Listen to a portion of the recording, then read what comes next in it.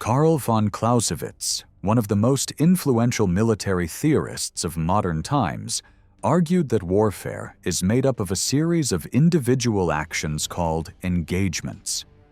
From this comes the difference between tactics, which deal with the use of armed forces in battle, and strategy, which concerns the use of those battles to achieve the larger goal of war.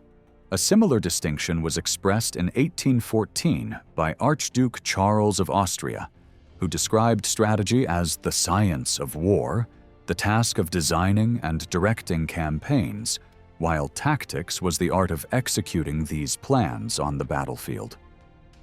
In this sense, strategy ends and tactics begin when armies actually clash. Although this distinction is familiar today, most writers before the French Revolution spoke instead of the art of war, drawing on the tradition of Vegetius in late Rome or later thinkers like Machiavelli. The word strategy had a different meaning in the ancient Greek world. It came from the term strategos, meaning general, and referred broadly to the skills or office of command. Xenophon, in his Cyropaedia, criticized the narrow focus on tactics in military education, arguing that true generalship involved far more. In a dialogue with his father, Cyrus admits that his tutor had only taught him tactics, not how to care for his soldiers' health, maintain supplies, or inspire enthusiasm.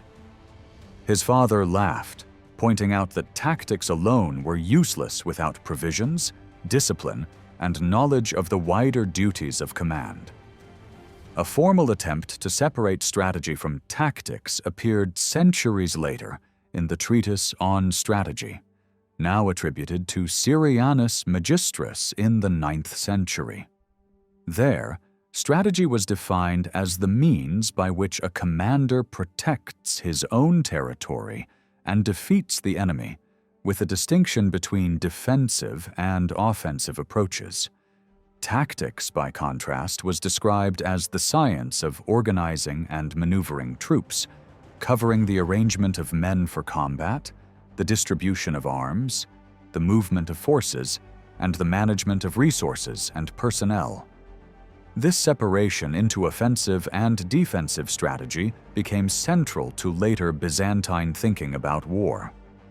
Earlier military writers such as Aeneas Tacticus, Onosander, Aelian, Polyaenus, and even the anonymous author of the Strategikon did not consistently distinguish between the two concepts. One notable exception was Sextus Julius Frontinus, a Roman commander of the late 1st century.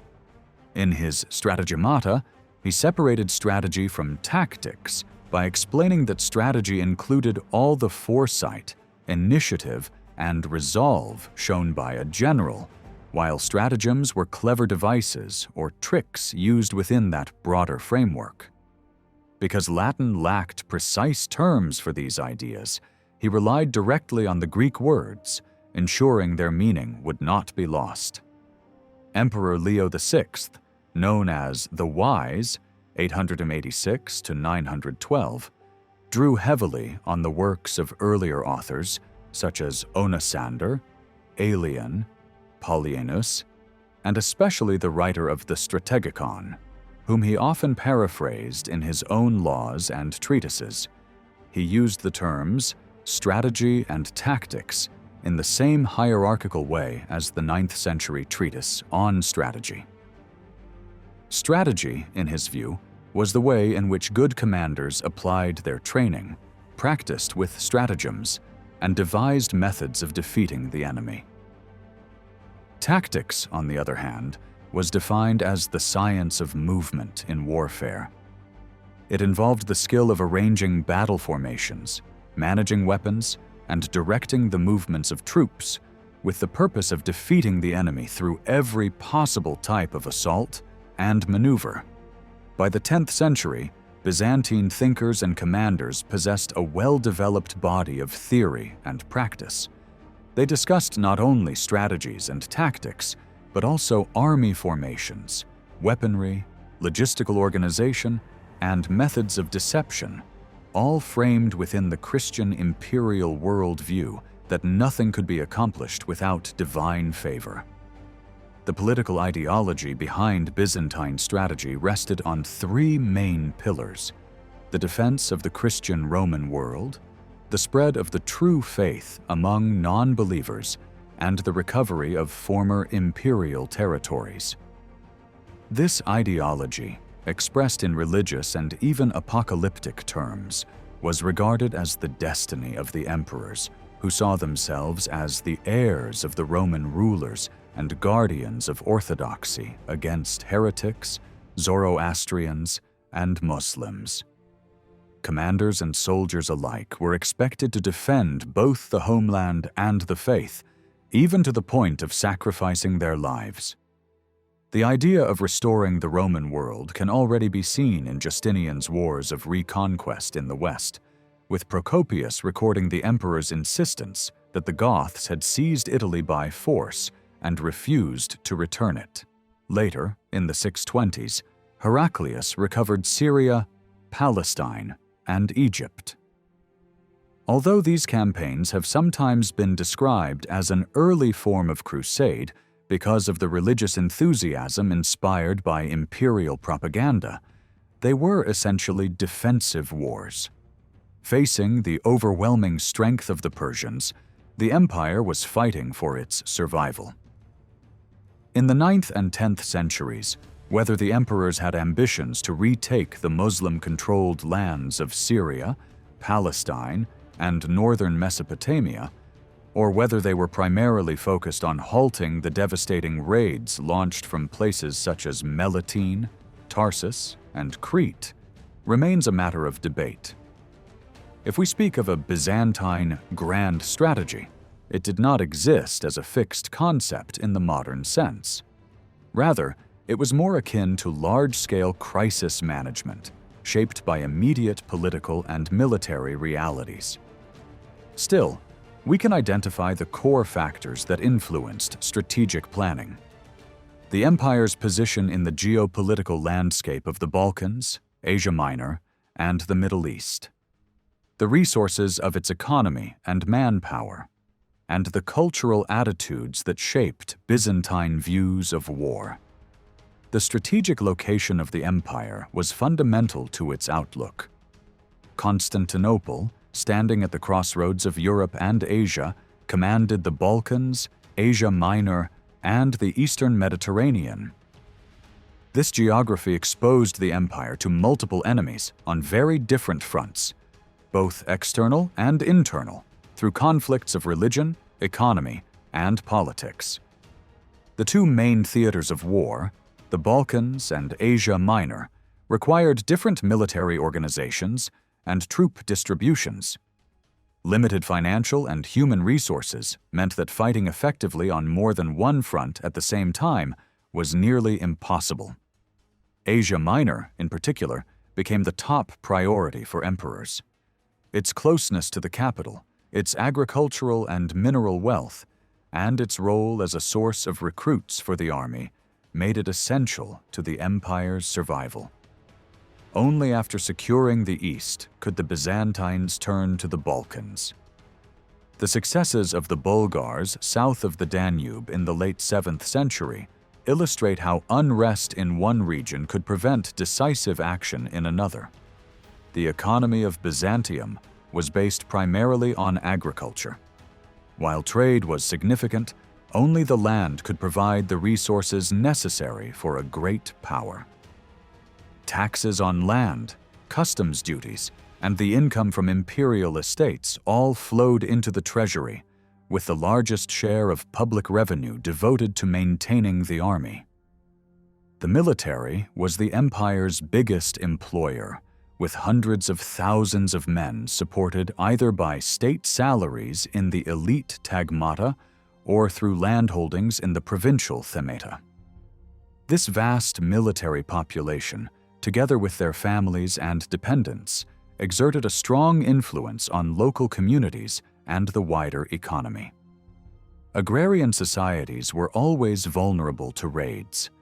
The destruction of farmland and the decline of population worsened by war, famine, and plague, severely weakened the empire's ability to raise and sustain armies. Between the mid-6th and mid-8th centuries, the population is thought to have fallen drastically, reducing the pool of recruits. The small-scale raiding warfare so common in Asia Minor was especially damaging. It ruined the economy, displaced populations, and undermined imperial authority in the frontier regions. Byzantine military manuals of the 10th century, such as On Skirmishing, describe these raids in detail and outline the measures local commanders needed to take in response. The effects of such warfare were threefold. Economically, it drained resources through plunder and the taking of captives. Demographically, it caused migrations either deeper into Anatolia or into enemy territories. And politically, it challenged the emperor's rule in contested lands while encouraging Muslim volunteers from the frontier zones to participate in jihad. One of the clearest differences between the West and the Christian and Islamic East during the Middle Ages was how warfare was understood, especially in relation to ideas of chivalry and honorable combat. It is important to recognize that different societies defined bravery and cowardice in very different ways.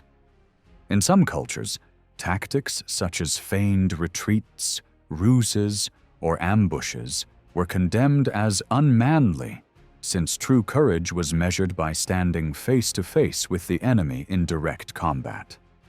In others, these same methods were regarded as signs of intelligence and bravery, because the focus was placed on winning battles rather than on how they were fought. Similar divisions appeared in attitudes toward weapons. Certain warrior elites looked down on long-range arms like the bow, while others considered it the finest of all weapons. In Western Europe, the life of the knight was governed by a strict sense of honor. To flee before the enemy was the ultimate disgrace. The teachings of the Church restrained violence to some extent, emphasizing sin, penance, and atonement, yet knights were equally bound by the ideals of honor and shame. To be recognized as a true knightly figure, one had to show not only prowess on the battlefield, but also mastery of arms in contests of skill. It was seen as a privilege to strike the first blow, and to attack an enemy force much larger than one's own was viewed as the height of knightly valor. Still, the chivalric code was often more idealized than real, and warfare remained brutally destructive, especially for those least able to defend themselves. Literature of the Middle Ages makes clear how closely Western European warrior elites were tied to physical courage and reputation. Works such as Geoffrey de Charny's Book of Chivalry, The Song of Roland, The History of the Holy War, and The History of William Marshall all highlight the central role of honor in knightly life. In one stirring example, before the Battle of Lincoln in 1217, William Marshall rallied his men not by appealing first to family, homeland, or even the church, but to the defense of their reputations. He reminded them that they were about to fight for their names, their land, and the lives of their loved ones, but also for the greatest honor and the hope of divine forgiveness. The same themes are found in the Chansons de Geste, epic poems that celebrated heroic deeds.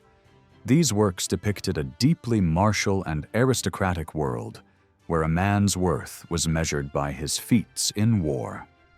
The Chanson d'Antioche, recounting events of the First Crusade, shows knights urging one another to prove their honor in battle, while leaders like the Duke of Boulogne declared that it was better to die than to allow the enemy to stand unchallenged.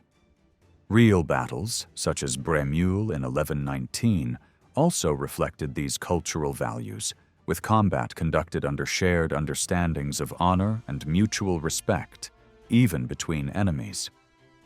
Chroniclers like Orderic Vitalis described how rulers such as Louis VI of France eagerly sought open battle against Henry I of England, considering it shameful to avoid combat once both armies had agreed to fight.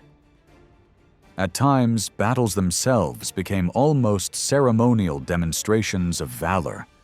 Count William Clayton of Flanders declared before a duel in 1128 that he would rather die than suffer dishonor, while the Count of Boulogne told Otto IV of Germany in 1214 that the custom of the French was never to flee, but to fight to the death or victory.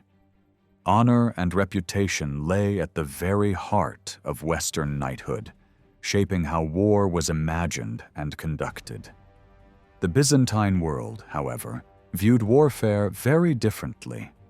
Emperor Leo VI wrote in his Tactica that commanders should never endanger themselves or their troops unless great necessity or great advantage demanded it, warning that those who did otherwise were like men deceived by gold. This statement captures the Byzantine attitude well. Officers were professionals who sought to achieve their goals through any means available, whether or not those means could be called chivalric. Influenced by both Christian ethics and the Roman imperial legacy, Byzantine leaders praised diplomacy, subsidies, stratagems, deception, and bribery, all with the aim of sparing their soldiers and preserving resources. To risk lives and treasure for the sake of a violent and uncertain clash was considered irrational. This careful, pragmatic strategy was often militarily effective, but it stood in sharp contrast to the ideals of the knightly West, where honor and reputation demanded open, face-to-face combat.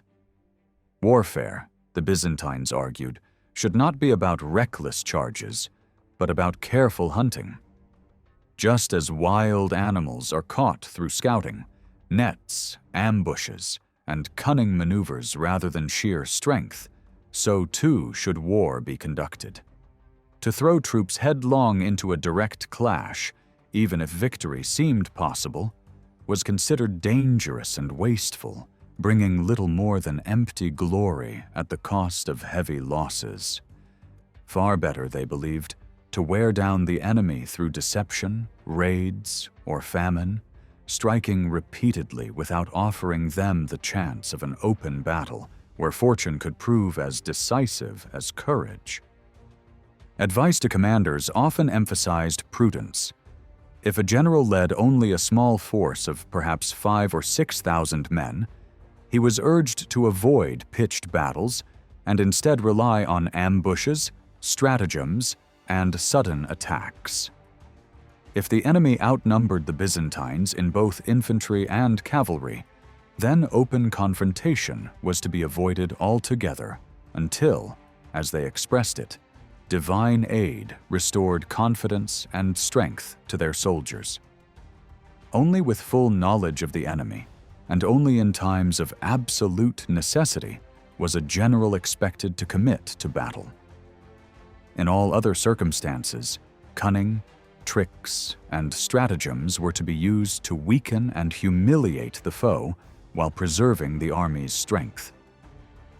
This philosophy is reflected in Byzantine writings, which stressed that wars were usually decided less by one grand battle than by cautious planning and well-timed maneuvers. Michael Psellos, writing to Emperor Isaac Komnenos, spoke of the futility of wasting lives against nomadic peoples on the northern frontier. To contemporary observers, these groups seemed limitless in number, since even their women and children often accompanied them on raids. By contrast, Byzantine manpower was finite and precious. Psellos wished that no Byzantine should fall in such futile struggles, and that enemies might instead be subdued by diplomacy and peaceful means. The author of a 9th century treatise expressed the same sentiment, insisting that when faced with two evils, it was wiser to choose the lesser and pursue peace if it could best serve the empire's interests. Emperor Constantine VII advised his son in De Administrando Imperio to avoid the heavy costs of direct warfare whenever possible. He described how carefully crafted alliances could ensure that enemies were attacked from behind by other powers, saving the empire both resources and risk. On the Danube frontier, for example, Byzantine rulers often relied on threatening to unleash one nomadic people against another, using diplomacy and gifts to manipulate groups like the Pechenegs into counterbalancing the power of the Rus, the Magyars, or the Turks. Anna Komnena also celebrated her father's preference for peace and his restraint in using military force. She portrayed him as a ruler who sought to manage the state with humanity and generosity, rewarding allies with honors and gifts while giving potential enemies no excuse for war. To her, the true aim of every campaign was peace itself, and she condemned generals who deliberately provoked conflict, arguing that true leadership meant achieving victory through skill and finesse rather than force alone. Foreign observers, however, often viewed these methods with suspicion or contempt. The Saxon chronicler Widukind of Corvey wrote that the Byzantines had dominated many peoples not by courage but by trickery. Amatus of Monte Cassino, describing the Norman expansion into southern Italy, claimed that the Greeks habitually defeated their enemies through subtle plots and treachery. William of Apulia made a similar observation after Byzantine armies suffered disastrous defeats in Sicily between 1038 and 1041. He recounted how Emperor Constantine IX, recognizing that the Normans could not be beaten in direct combat, attempted instead to sway them with bribes of gold, silver, and rich garments, hoping they might abandon Italy and serve instead in imperial ranks. And if they could not be persuaded, he ordered that the bribes be redirected to other allies who could be unleashed against them with devastating force. The Russian Primary Chronicle reflects a similar contempt for Byzantine cunning when recounting Sviatoslav's campaign in 971. In order to gauge the size of his forces, the Byzantines pretended they could not resist the Rus and offered to pay tribute if given an exact number of soldiers. The chronicler explained that this was a trick, for the Greeks are crafty even to the present day. Sviatoslav exaggerated his numbers, claiming 20,000 men when he had only 10,000. In response, the Byzantines mustered 100,000 troops, launched an attack, and refused to pay any tribute at all. This reliance on deception and stratagems, and the preference for avoiding open conflict unless the odds were overwhelming, was not unique to Byzantium. The same approach can be found in medieval Islamic thought on warfare. Military treatises written during the Mamluk period, building on older traditions, echo these ideas. Ibn Khaldun, in his Muqaddimah of 1377, argued that there is never certainty in war, even when numbers and equipment seem to promise victory. Success, he wrote, depends as much on chance as on external factors such as soldiers, weapons, formations, and tactics. More decisive were hidden causes, rumors that spread panic, stratagems, ambushes, or the sudden appearance of concealed forces at the critical moment. He emphasized that these hidden causes, and above all the terror believed to be instilled by God in the hearts of unbelievers, explained the victories of early Muslim armies. Both Ibn Khaldun and al-Ansari, a 13th century Egyptian author of a military treatise, cited the saying that war is deception. Another work, the Tafrij al-Kurub, declared openly that deception in war was justified both by reason and by law, since victories gained by stratagem, with lives preserved and little effort wasted, were more valuable than costly triumphs won by brute force. This perspective captures the essence of Islamic warfare. It was always preferable to win by guile, inflicting the greatest damage on the enemy while preserving one's own troops, rather than to risk everything in a chivalric clash where chance could determine the outcome. This did not mean that Muslims or Byzantines lacked concepts of honor. On the contrary, both cultures celebrated heroic deeds in their literature. Greek traditions of single combat stretched back to the Iliad and continued into the Byzantine era with stories such as Leo the Deacon's account of Peter, the Stratopede Archies, accepting a duel with a Scythian commander, or Animus, commander of the Imperial Guard, hurling himself at a Rus officer at Doristolon in 971. Similarly, Muslim armies placed their champions, or mubarizan, in the front ranks, and epic poetry often celebrated their exploits. Yet for commanders, it was considered folly to hurl troops into battle without first ensuring the advantage through stratagem and calculation. Western Europe, by contrast, cultivated a distinctive culture of bravery rooted in ideals of chivalry, as expressed in the Chanson de Geste. As historian Matthew Strickland has shown in his study of war and chivalry in England and Normandy, the ideal of honorable combat often coincided with practical self-interest, but not always. In practice, Western fighters were not so far removed from their Eastern counterparts when it came to employing cunning and deception. The Normans in the Mediterranean illustrate this paradox well. Historians have long noted that cunning was a defining feature of Norman identity, celebrated by their own chroniclers. Geoffrey Malaterra, writing of the siege of Messina in 1061, described how Roger Hauteville turned to trickery when faced with the enemy across the strait. Roger advised his brother Robert Guiscard to remain with the main force to distract the defenders, while he secretly crossed with 150 knights under cover of darkness, landing in Sicily to strike the city unexpectedly. Another episode reveals the same preference for guile.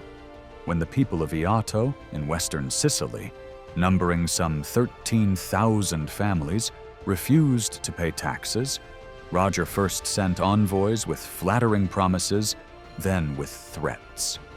When neither persuasion nor intimidation succeeded, he brought up his troops and attacked. In this way, he sought always to use bribery, diplomacy, or trickery before resorting to open force, but he never hesitated to act decisively when those methods failed. William of Apulia, in his Deeds of Robert Guiscard, written at the close of the 11th century, provides a vivid example of Norman cunning. While raiding Calabria, Robert Guiscard was unable to take any fortified town or city by force, so he devised a clever ruse. He ordered his men to pretend that one of their comrades had died. The corpse was laid upon a bier, concealing swords beneath his back. As the supposed funeral service began, the man leapt up, weapons were seized, and the Normans fell upon the unsuspecting townspeople. Deceived by the trick, they were unable to resist or flee and were all captured. Such stories remind us that while some Western leaders were willing to sacrifice advantage in order to uphold their ideals of chivalry, others had no hesitation in setting those ideals aside if the situation demanded it, especially when facing opponents who did not play by the same rules. Deception and surprise were fundamental elements of warfare in the West, and were not condemned so long as no oaths were broken and no truces violated. Dishonor came from perjury, not from ruses of war. As historians like Matthew Strickland have pointed out, pragmatism and self-interest were often the driving forces behind the acceptance of such practices, cautioning us against imagining a purely idealistic concept of medieval chivalry. The Norman knights of the Mediterranean embodied this duality. Chroniclers portrayed them as men of boundless energy and masculine vigor, fighting bravely for fame and glory, even when hopelessly outnumbered. Malaterra tells of Roger Hauteville's nephew, Serlo, who with only 36 knights charged into an army of 3,000 Muslim cavalry and infantry at Cerami in 1063. Robert Guiscard, too, was praised for refusing to withdraw from fighting in Calabria like a coward, even if his plundering of locals tarnished his image. Amatus of Monte Cassino remarked that the Normans were prepared to die rather than flee, a quality that proved decisive in their victories over the Byzantines in 1017, when their Lombard allies rose in rebellion. The Battle of Cerami also demonstrates the clash between youthful thirst for honor and the caution of seasoned commanders. After Serlo's daring strike scattered a much larger enemy, Roger Hauteville and his main force of 100 knights debated whether to pursue further. Some advised restraint, fearing that fortune might turn against them. But when Roussel de Bailleul declared he would never again support Roger unless he pressed the attack, the Count angrily rebuked the hesitant voices and marched straight to the enemy camp to force another battle. Resourcefulness was another hallmark of Norman warfare. Like their Byzantine and Muslim counterparts, they relied not only on brute force, but also on threats, negotiation, and diplomacy to secure their objectives. Malaterra notes how Roger Hauteville managed to seize 11 of the most important fortresses in Calabria in a short time, partly by intimidation and partly through negotiation. For the Normans, success was measured not by the glory of open battle alone, but by the ability to achieve results by whatever means proved effective. This perspective also helps us understand Byzantine policy in a new light. The notion that Byzantium was somehow inherently peace-loving due to Christian ethics does not hold. Instead, its governments consistently relied on diplomacy, bribery, trickery, and similar methods because these approaches were practical, cost-effective, and far less risky than open war. For the emperors in Constantinople, war was never the first option, but rather the last resort, employed only when all other methods had failed. In this sense, conflict was seen not as an end in itself, but as an extension of political negotiation, a principle that foreshadows Clausewitz's later idea of war as the continuation of politics by other means. The Byzantines developed a distinct mentality when facing their enemies, a mindset clearly reflected not only in the works of contemporary historians and commentators, but also in the many military manuals that circulated in the 10th century. Expansionist campaigns led by figures such as Nicephorus II, Phocas, John Zimisces, and Basil II arose in moments when the strategic balance tipped unexpectedly in their favor. These wars demonstrate that imperial governments could recognize when circumstances in regions like the Balkans or Anatolia made military action not only possible, but also advantageous. The political objectives and military resources of the empire, especially after its contraction in the 7th century, shaped how it viewed both war and peace. Frontier expansion could not be achieved by diplomacy alone, which is why the recovery of the Roman world and the spread of Christianity were used to justify armed conflict. These ideas gave rise to what modern historians describe as the Byzantine version of just war, where military campaigns were framed as both defensive measures and acts of faith. Several fundamental factors influenced how the empire planned, or more often reacted, to war. Chief among them was its geopolitical position at the crossroads of Europe and Asia, with Constantinople at the center of this network. The state's dependence on agriculture meant that prolonged warfare could threaten the economic base that sustained both society and the army. At the same time, Byzantine cultural attitudes toward combat emphasized caution. Asia Minor consistently ranked above the Balkans and Italy in strategic importance, reflecting its role as both the economic heartland and the shield of the capital. The desire to avoid unnecessary battles, preserve lives, and prevent the devastation of farmland echoed earlier traditions from the Hellenistic and Roman worlds, while also resonating with early Christian reservations about bloodshed.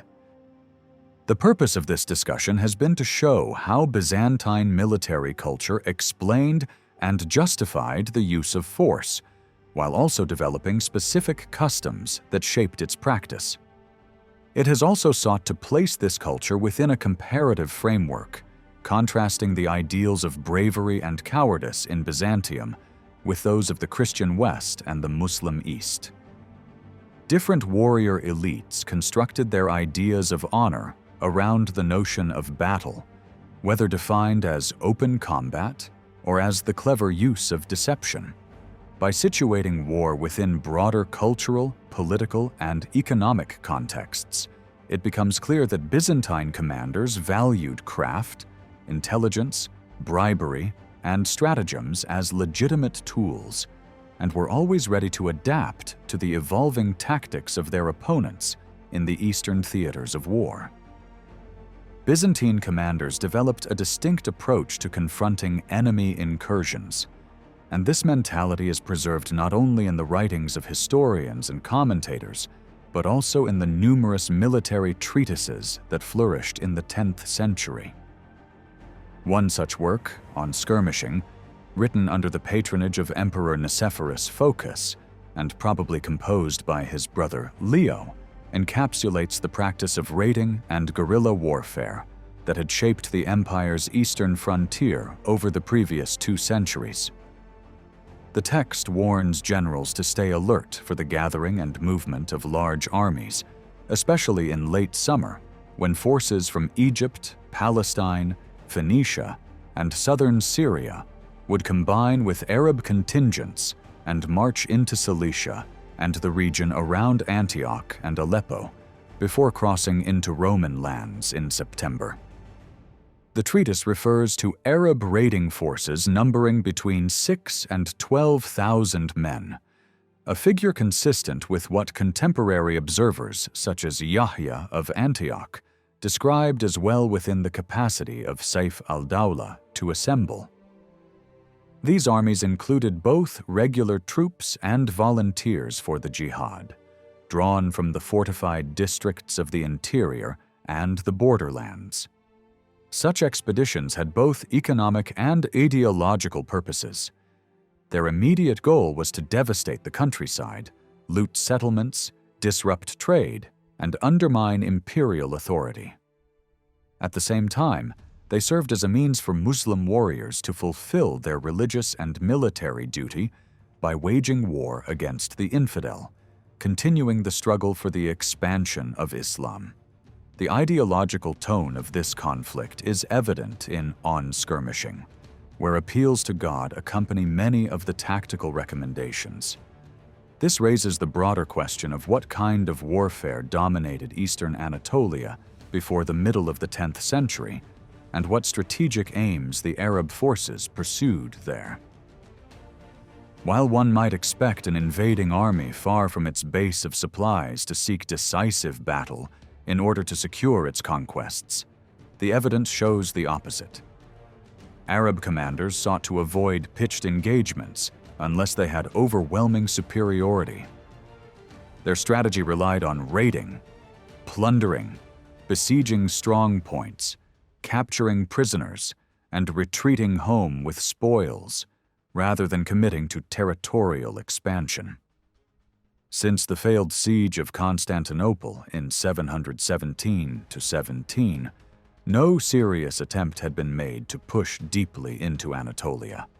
Open battle was considered only as a last resort, which explains the relatively small number of large-scale confrontations before the mid-10th century. The Byzantines, however, also developed their own methods to deal with such incursions. According to On Skirmishing, local commanders were encouraged to attack only when the raiding force was small, composed entirely of cavalry, and therefore highly mobile. Against larger invasions, Byzantine generals were advised to avoid direct combat and instead strike the enemy with surprise attacks and ambushes, preferably on their return journey when they were exhausted, heavily burdened with captives and loot, and more vulnerable. The strategy centered on shadowing the enemy, closely following their movements, harassing their columns, and ambushing forage parties while exploiting detailed knowledge of the terrain. Local populations were evacuated, livestock and crops were removed or destroyed, and mountain passes were fortified, ensuring that the invaders' logistical problems mounted as they retreated. The ultimate goal of this strategy was to wear down the enemy until Byzantine reinforcements could converge from the surrounding provinces. Local commanders were even encouraged to conduct raids into enemy territory in order to force Arab leaders to abandon their incursions and return home to defend their people. This defensive approach, perfected by the mid-10th century, reflected decades of trial and error. In essence, it codified principles that had already been applied as early as the late 8th century, when Theophanes described Emperor Leo IV, instructing his generals not to meet the Arabs in open battle, but to secure fortresses, shadow the enemy, and deprive them of fodder, until their animals starved and their forces suffered heavy losses. This strategic method was above all a pragmatic response to the empire's situation on its eastern frontiers. The military system of the themata, which replaced the old Roman frontier troops, was not designed for a continuous defensive line along the borders. Instead, it relied on defense in depth. Wide stretches of frontier territory were left open to raids, with fortified positions in the rear and mobile forces shadowing the invaders until they weakened. Over time, this evolved into a sophisticated and efficient system that allowed the empire to survive and recover despite facing numerically superior enemies. The ultimate target of any large-scale Muslim invasion of Byzantium, as in the campaigns of 674 and 717, was Constantinople itself. Yet the siege of 717 proved to be the last attempt by a Muslim army to conquer the Byzantine capital for more than 7 centuries. After this failure, the empire's defensive system reveals much about which regions the government most sought to protect. The response to subsequent raids demonstrates how the thematic structure acted as a buffer zone, leaving some areas exposed while securing others more closely tied to the heart of the empire. A decisive moment came in 740 when Emperor Leo III defeated an Umayyad army of around 20,000 men at Akroinon on the western edge of the Anatolian plateau. Later, in 778, Theophanes reported an Arab invasion that advanced as far as Doralion, only days from the Bithynian coast and the important imperial camp at Malagina. In 838, Emperor Theophilos faced a massive Abbasid army advancing in 2 great columns, one through Cilicia, the other through the Armeniakon theme. His defeat near Dazimon opened the way for the sack of Ancyra and Amorion, 2 of the empire's most important cities in central Anatolia. In 863, Michael III managed to intercept the forces of Umar, emir of Melitene, who had raided as far as Amisos on the Black Sea before attempting to retreat. At the river Lalakayon, northeast of Ankara, the Byzantines crushed his army. Yet other raids, such as Umar's deep incursion in 860 and the sack of Attaleia by the governor of Him's fleet that same year, went unanswered. From these examples, it becomes clear that Byzantine strategy in Asia Minor evolved into a layered system of defense in depth, consisting of 3 zones. The first was the frontier belt of the eastern themes and the Klaisurai, where local forces attempted to repel small-scale incursions. If these troops failed, the zone was effectively abandoned, becoming a devastated no-man's land. The second zone consisted of the Anatolian Plateau, where garrisons defended key fortresses and towns along the invasion routes. Here, Byzantine forces harassed and shadowed the enemy in hopes of forcing their withdrawal before they could advance further west. Only if these measures failed would the empire commit its main forces to defend the third zone, which consisted of the fertile lands of Bithynia, the western coast of Asia Minor, and, above all, Constantinople. It is striking that the emperors themselves usually took the field only in the second zone, in the heart of Anatolia. Byzantium's defense strategy thus reveals a highly centralized mentality. The empire defined itself not by its shifting frontiers, but by the secure center where imperial and religious authority resided. Emperors were preoccupied with the security of the capital, for defeat in battle could be interpreted as divine disfavor and thus fatally undermine their rule. The loss of outlying towns, the devastation of agriculture, and the suffering of provincial populations were seen as acceptable sacrifices so long as the capital remained safe. Measured by these priorities, the defensive strategy achieved its essential goals. Constantinople was protected, and no permanent Arab settlement took root on the Anatolian plateau. Yet it failed to shield the frontier regions, which continued to endure annual devastation well into the 9th century. Raids across the Taurus and Anti-Taurus mountains into Cappadocia, Seleucia, and Carcianon remained common, and Cilicia in particular saw repeated disasters for the Byzantine army. The most important development in this frontier war was the rise of 3 Muslim strongholds that served as bases for raids into Anatolia: Tarsus, Melitene, and Theodosiopolis. Theodosiopolis, capital of the Umayyad Emirate of Kalakala, established around 700, was weaker than the others since it was an isolated Muslim enclave in a largely Christian region. Still, its position controlled key invasion routes into Armenia, either down the river Araxes or across the hills towards Manzikert. In 931, and again in 949, Byzantine forces under Theophilus Kirkouas expelled its Muslim inhabitants and resettled the city with Greeks and Armenians, securing it for the empire. Melitene, taken by the Arabs as early as 638, became one of the most dangerous bases of operations in the 9th century under its Amir Umar al-Aqta, who directed devastating raids into Anatolia.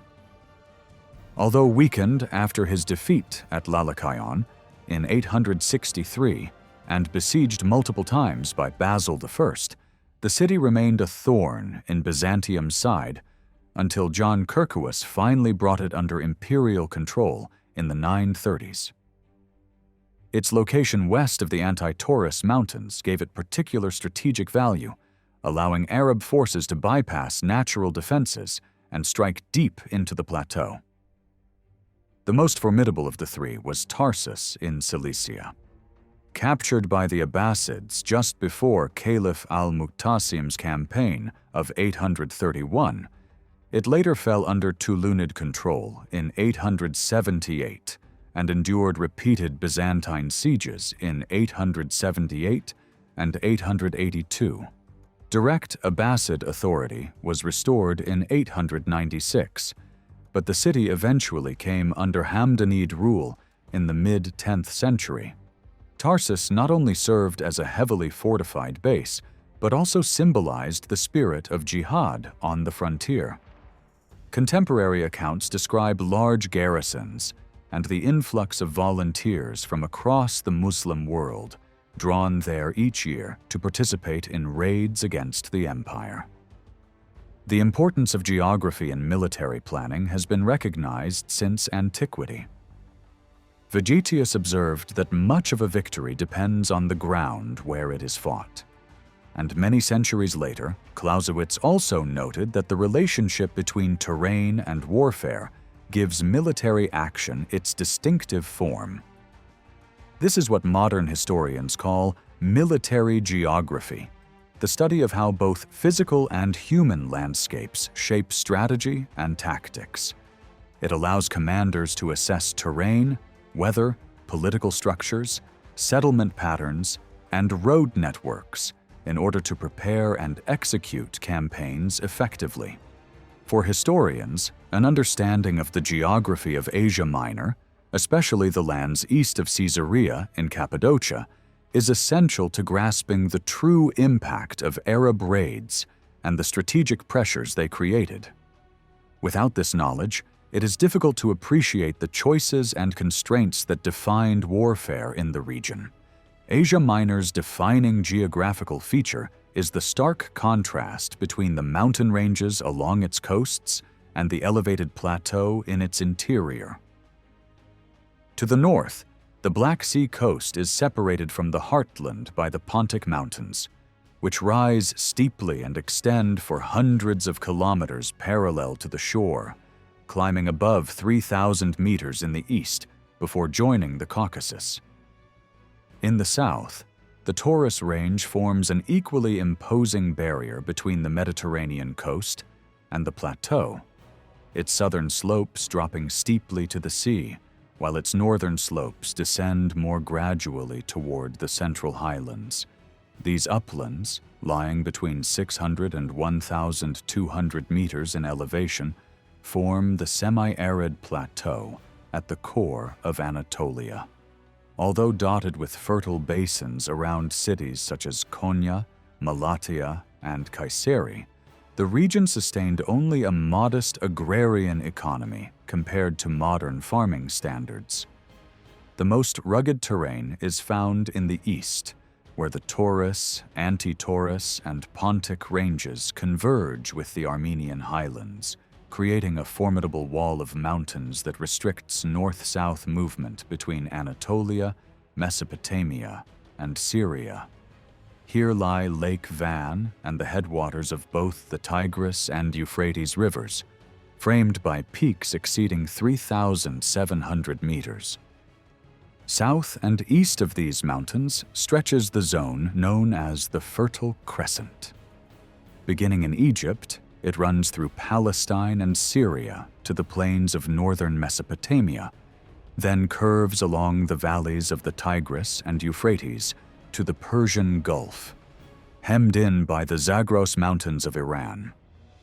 This region, particularly northern Syria and northern Mesopotamia, with their relatively abundant rainfall, became the main theater of conflict between Byzantines and Muslims in the 9th and 10th centuries. Control of such rich agricultural zones was a prerequisite for lasting power in the medieval Middle East. Before the rise of oil wealth, states of more than regional significance relied on the resources of areas such as Egypt and Iraq, which explains the fierce competition over the Fertile Crescent. From this background, the main invasion routes into Anatolia become clear. Arab raiding parties moved through the passes of the Taurus and Anti-Taurus ranges from bases at Tarsus, Melitene, Marash, and northern Mesopotamia. One route led from Cilicia, through Tarsus, Anazarbos, and Adana, either southwest into Isauria and Pamphylia, to strike at Mediterranean port cities like Seleucia, Attaleia, and Myra, or north across the plateau into Cappadocia. When Cappadocia or Charcianon was the target, invaders could move through Anazarbos along the Saros River to Caesarea, or more directly through the Cilician Gates and Podandos. From there, they might turn north to Kayseri or west through the Marianon Pass by way of Tiana and the fortress of Loulon, which commanded the northern approaches to the Cilician Gates. This last route became one of the most regular and strategically significant avenues of invasion. The second major invasion route began at Germanicia and passed through the mountain defile of Adutta and the valley of the river Pyramos. From there, invading forces could march northwest to Caesarea, following the old Roman road long used by Byzantine armies, which passed through Arabissos, the Kuru Chai, and Arasaxa. At times, an alternate course led through Kokussos. The Abbasid campaign of 838 under Afshan followed this road as far as Tsamandos before turning north to Sebastea, while the year before Emperor Theophilos had taken the same road when he struck at Armosata and Sozopatra. Armies departing from Melitene had to traverse the Antitaurus, crossing the Tokmasu, the Godili Dog, and the pass at Lykandos Tsamandos, eventually reaching Caesarea. Another branch of the route could take them further north toward Sebastea and Amasea by way of the Kuru Chai and the region of Tefrike Leontokome, established in the late 9th century. The Byzantines referred to Anzitine as Chanzeti, its fortress of Hanzit being a key stronghold between Melitene and Samosata. Romanoupolis, meanwhile, has been identified with Palu, which guarded a crucial pass leading from Palu to Karput and onwards to Kliat and Lake Van. Despite these routes, Arab armies rarely pushed deeper into the Anatolian plateau. Numerous fortified cities blocked their way, and the road network itself imposed constraints. Armies of any size had to cross barren stretches of land, endure exposed roads, and navigate rugged mountain terrain before reaching the heart of Asia Minor. These natural difficulties were precisely what Byzantine strategists urged their commanders to exploit. The text known as On Skirmishing advises generals to occupy mountain passes before the enemy could secure them, to take control of the heights, and to attack swiftly in order to obstruct invading forces. In theory, the road system of Asia Minor could lead invaders as far west as Nicaea and the Bithynian coast. From Sebastea, an army might strike northwest to Amasea, and from there to the Black Sea ports of Sinop and Amisos, or turn west toward Ankara and on to Dorylaeum and Amorium. From Caesarea, invaders could head north to Charcianon, and then west to Ankara, or further north to the ports along the Pontic coast. In practice, however, Arab raiding parties rarely advanced beyond Cappadocia, Charcianon, Lycaonia, and Isauria. Instead of laying siege to major cities, they concentrated on strategic strongholds such as Loulon, Coron, and Adata, which were of immense importance in controlling movement through the region. The goal of this discussion has been to outline the character of warfare on the empire's eastern frontier during the decades leading up to the Byzantine resurgence of the mid-10th century. These conflicts highlight the serious threat posed by the Muslim emirates that had established themselves along the borderlands of the Taurus and Anti-Taurus ranges. Their raids destabilized imperial policy, weakened the security of the provinces, and inflicted heavy damage on agriculture, commerce, and population levels. Central to this study are the roles played by Tarsus, Melitene, and Theodosiopolis, as well as the way the geography of eastern and central Anatolia shaped the conduct of war. The mountains, valleys, and passes funneled raiding armies into specific routes, making geography both a shield and a vulnerability for Byzantium.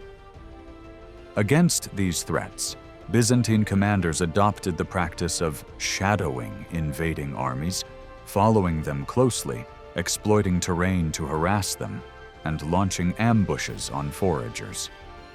Large-scale invasions, often launched in September under the emir's command, were allowed to penetrate imperial territory, but were constantly monitored.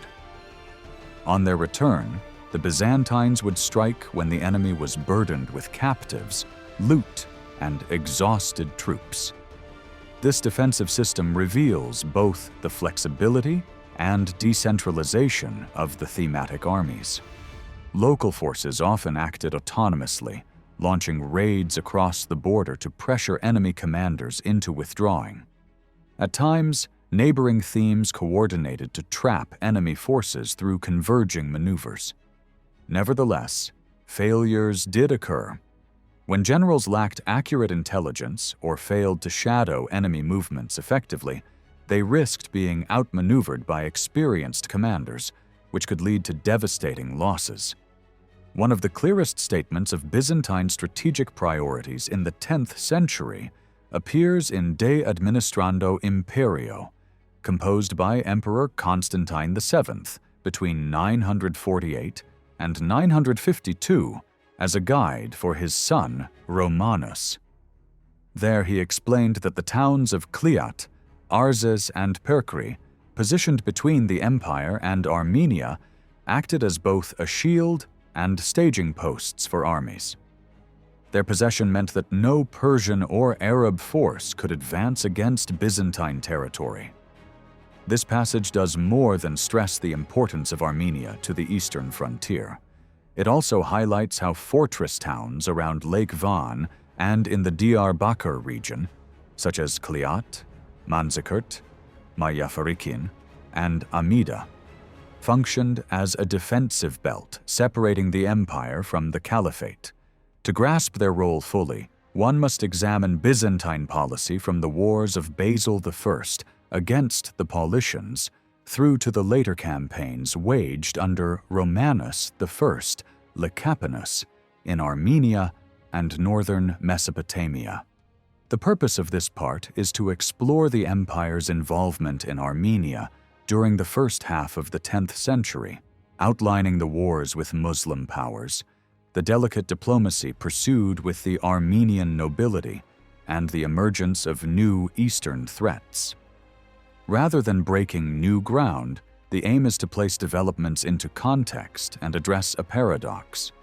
Although Armenia was of greater strategic importance than either Cilicia or Syria, Constantinople initially preferred diplomacy with the local princes over outright territorial expansion. Yet, within a few decades, the empire launched sweeping campaigns in Cilicia and Syria that required massive mobilization and created legendary confrontations with Saif al-Dawla of Aleppo.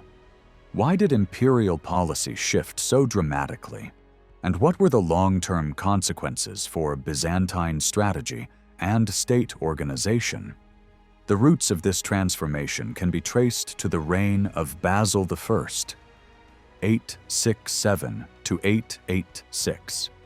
His early years were dominated by the wars with the Paulicians, a powerful heretical sect based at Tefrik on the upper Euphrates, who allied themselves with Arab forces and raided as far as Nicomedia, Nicaea, and even Ephesus. Between 868 and 871, Basil was forced to divide his attention between defending the western provinces, Dalmatia and Sicily, from Muslim attack, and confronting the Paulician threat. After a failed naval expedition against Sicily and a poorly judged alliance with the Frankish Emperor Louis II, Basil turned his armies eastward.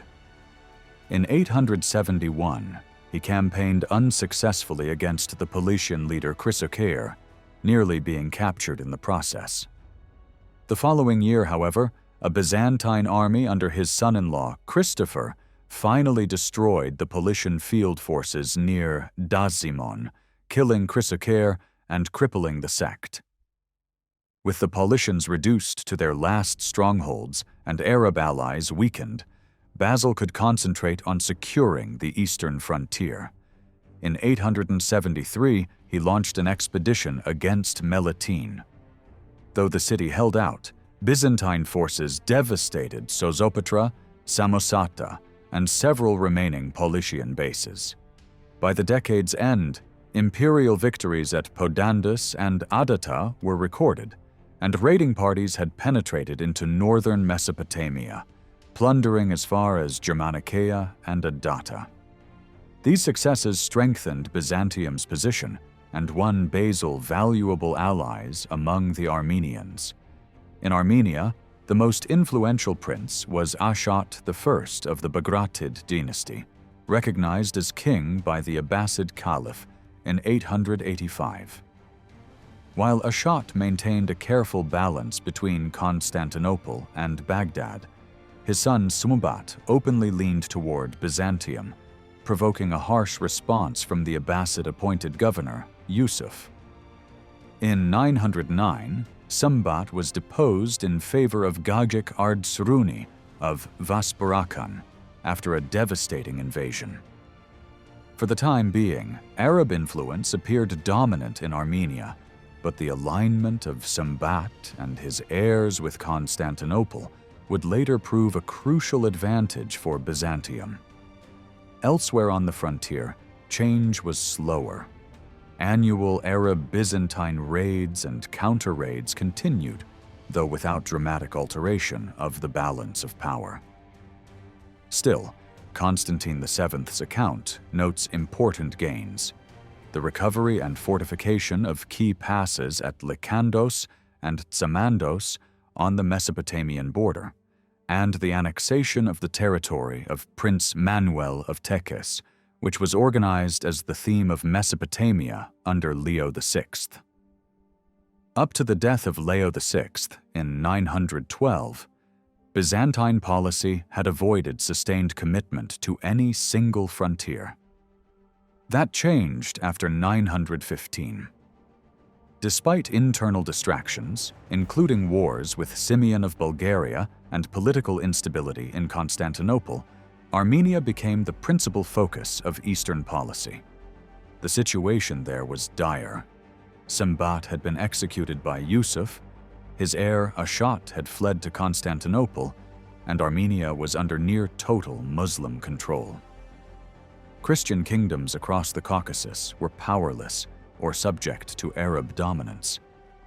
Though the empire itself was divided, Alexander's brief reign, followed by regency struggles over the child emperor Constantine VII, Empress Zoe recognized Armenia's strategic value for the defense of Anatolia.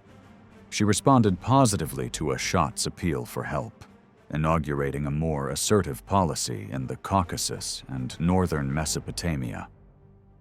The campaigns of John Kirkuas in the 920s and 930s demonstrated that Constantinople was determined to extend its influence in this volatile region.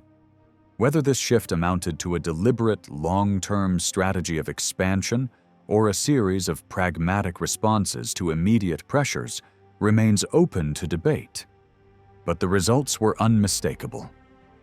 Armenia became a central theater in the Byzantine resurgence of the 10th century. Byzantine campaigns along the Armenian and Mesopotamian frontiers can be divided into two distinct phases. The first stretched from the return of Ashat to Armenia in 915 until the peace settlement with Bulgaria in 927, which freed the empire's energies for operations in the east. The second lasted until the coup of December 944, when Romanus Lecapenus was deposed by his sons.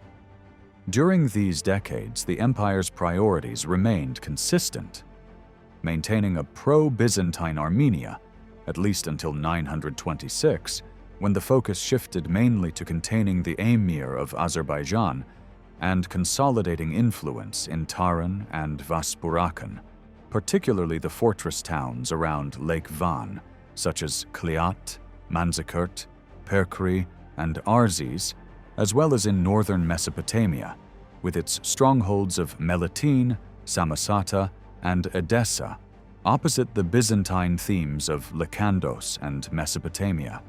By 927, repeated raids by John Kirkwas, his brother Theophilus, and the local commander Melle had devastated the lands around Melitene to such a degree that its emir agreed to place his troops at Byzantine disposal in return for immunity from further attack. In the same year, Kirkwas pressed into Samosata and even forced his way into Didvin, though the inhabitants and garrison soon drove him out. The following year saw further advances. Kirkwas campaigned in Vaspurakan, reducing Kliat and Bitlis, while Mille attempted to infiltrate Melitene by guile. Though the attempt failed, a Byzantine garrison was admitted into the citadel.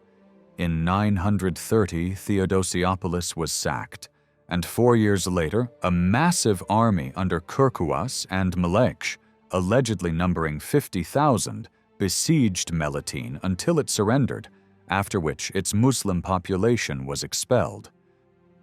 Further south, Byzantine attempts to capture Samosata in 931 brought them into contact with Nasir ad-Dawla of Mosul, an emerging power in the Jazira. The city would not fall until later, but this marked the empire's first encounters with a new generation of Muslim leaders. By 938, Saif al-Dawla, the sword of the dynasty, emerged as a formidable opponent. That autumn, he inflicted a serious defeat on Byzantine forces near Harput, reportedly routing 20,000 troops at the center of their formation. He blocked the siege of Theodosiopolis in 939, struck through Manzikert and Mayafarikin, and in 940 launched a campaign through Taran and Chaldea, forcing Armenian princes such as Gagik of Vaspurakan and Ashot of Taran into submission. He captured fortresses across the region before retreating only when Kirkwas arrived with reinforcements.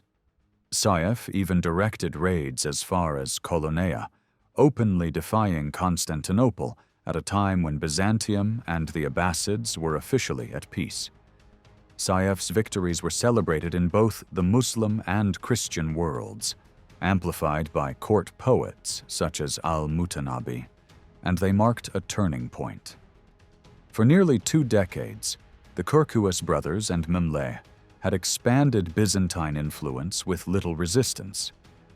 Now, however, a determined adversary had appeared, eager to reclaim what Muslims had lost since 915 and hailed as a champion of jihad. After the Rus' threat to Constantinople was repelled in 941, Kirkwas resumed the offensive. In early 942, he raided deep into Syria, reaching the outskirts of Aleppo and carrying off thousands of prisoners from Homs. Later that year, he struck northwest into Mesopotamia, ravaging Mayafarkin, Arzan, Amida, and Nisibis. At the time, Saif was preoccupied with upheavals in Baghdad, where the Buyids soon took control of the Abbasid Caliphate. These Byzantine campaigns, however, were not intended to establish lasting dominion. Their aim was to seize prisoners for ransom, to secure tribute, and to bolster imperial prestige. Melitene, for instance, though occupied, continued to be ruled by its Arab emir as the emperor's client until the 970s, when a Byzantine governor finally took office. A telling example of this limited ambition is the long siege of Edessa between 943 and 944. The prize there was not the city itself, but the possession of the Mandylion, the sacred cloth believed to bear Christ's image. Its transfer to Constantinople provided Romanus Lecapenus with an invaluable propaganda triumph at a time when his legitimacy as emperor was still contested. Kirkwas negotiated its surrender by sparing the city and freeing prisoners, while in the meantime ravaging the surrounding countryside. The return of the relic to Constantinople in a grand procession on the 15th of August, 944, accompanied by a peace treaty and an exchange of captives, marked the end of this phase of the wars. What followed was 6 years of relative calm. By then, Byzantium had secured a strong foothold in Armenia through its alliance with the Bagratids, extended its influence over Tehran, Vaspurakan, and parts of the Jazira, and captured 2 of the region's most critical strongholds, Melitene and Edessa. For the first 15 years, the Arabs had been largely on the defensive, with Kirkuas pushing forward almost annually. The rise of the Hamdanid brothers, Nasir and Saif ad-Dawla, however, changed the balance of power. Saif in particular would become the nemesis of Byzantine commanders in the east for a generation. What, then, drew both Byzantium and the Hamdanids to the contested regions of Armenia, Tehran, Vaspurakan, and northern Mesopotamia? For the Byzantines, the motivations can be understood on 3 levels: political and diplomatic, social and cultural, and geographical. The De Administrando Imperio, compiled by Constantine VII in the mid-10th century, devotes several chapters to the eastern principalities. These sections stand out for their detail and coherence, describing fortress towns, local aristocratic families, and the web of alliances that shaped imperial policy. Special attention is given to Tehran and the districts around Lake Van, Manzikert, Kliat, Perkri, and Anzan, as well as the frontier stronghold of Theodosiopolis. The work reveals how the empire sought to manipulate local rivalries, offering titles, stipends, and court marriages to key Armenian nobles. One example is Kritorikios of Taron, who was rewarded with high honors and installed as governor, while others, like Tornikios, voluntarily placed themselves under imperial authority when threatened by rivals. This careful attention to Armenian politics was closely linked to Hamdanid aggression. In 940, Saif al-Dawla penetrated deep into Byzantine-held Chaldea through the Bitlis Pass, compelling several Armenian princes to accept his supremacy and seizing key fortresses. His success highlighted the vulnerability of the region, undermining the gains Kirkuas had achieved only a decade earlier. For Constantinople, the response was clear. The fortresses around Lake Van had to be secured as a protective belt between Armenia and the empire. Constantine himself stressed that possession of towns like Kliat, Arzes, and Perkri created a barrier that shielded the empire from invasion, serving both as defensive bulwarks and as staging points for armies. This reflected a broader principle of Byzantine foreign policy: the careful allocation of manpower and resources to secure the greatest advantage. Diplomacy played a vital role in this system. Constantine openly advised his heirs that each neighboring people should be evaluated for their potential to aid or harm the empire, and that the best outcomes often came through negotiation and influence rather than outright conquest. Titles, subsidies, and marital ties could achieve results at far less cost than prolonged campaigns. Nowhere was this more true than in Armenia, where local dynasts were often more responsive to honors and imperial recognition than to military force. The empire's interest was not purely political, however. Social and cultural factors also bound Byzantium to Armenia. For centuries, Armenians had served as a vital recruiting pool for the imperial army, especially after the Balkans were lost to Slavic settlement in late antiquity. By the 9th and 10th centuries, Armenians may have made up as much as a quarter of the Byzantine armed forces, forming one of the most prominent ethnic groups in imperial service. Their integration was facilitated by their adoption of Chalcedonian Christianity, which eased ecclesiastical tensions and allowed closer religious ties between Constantinople and the Armenian nobility. Many of the great Armenian houses, particularly the Bagratids, actively sought connection with Byzantium, even to the point of compromising in theological disputes to strengthen relations. The Byzantine state also pursued population transfers as part of its wider military strategy. Armenians were resettled in imperial territories as early as the 6th century, when thousands were relocated to Cyprus. This practice continued under the Byzantines as a means of defending exposed regions, while waves of voluntary migration followed the Arab conquest of Armenia and the turbulence of the Caucasus. Many Armenians and Georgians settled in Cappadocia, the Pontic frontier, and the themes of Eastern Asia Minor, where they contributed both manpower and expertise. Such migrations, combined with the opportunities offered by Constantinople itself, produced a remarkable rise of Armenians within the Byzantine elite. The imperial court became a magnet for ambitious young nobles, and many of them climbed rapidly through the ranks of the army and administration. Their military achievements could open the way to political prominence, noble titles, and even dynastic power.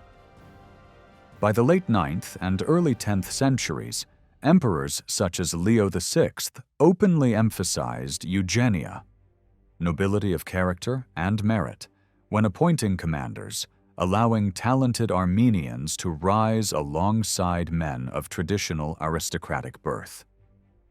This meritocratic element helped ensure that the generals leading armies in Asia Minor during the 10th century were men of proven ability, often of Armenian background, whose careers reflected both the centralizing tendencies of the state and the blending of Byzantine and Armenian elites.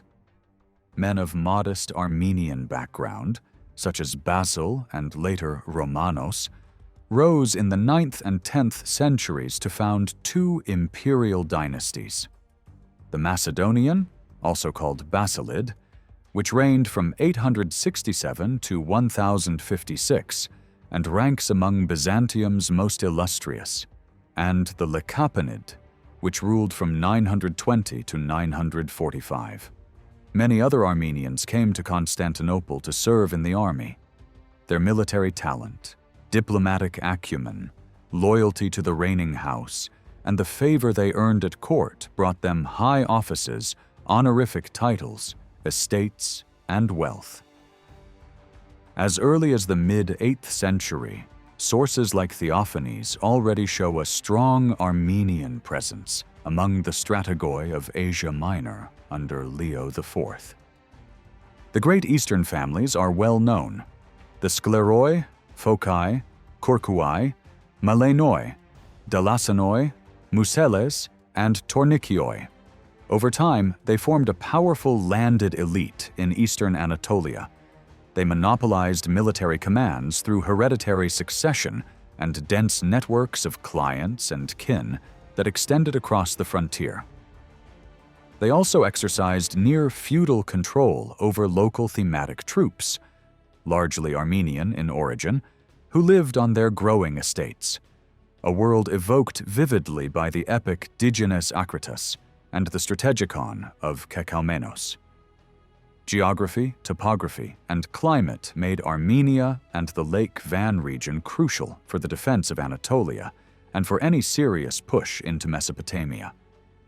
The distances from Armenia to major Muslim centers like Baghdad and Mosul were markedly shorter than those from Cilician ports, and the terrain favored operations from the north.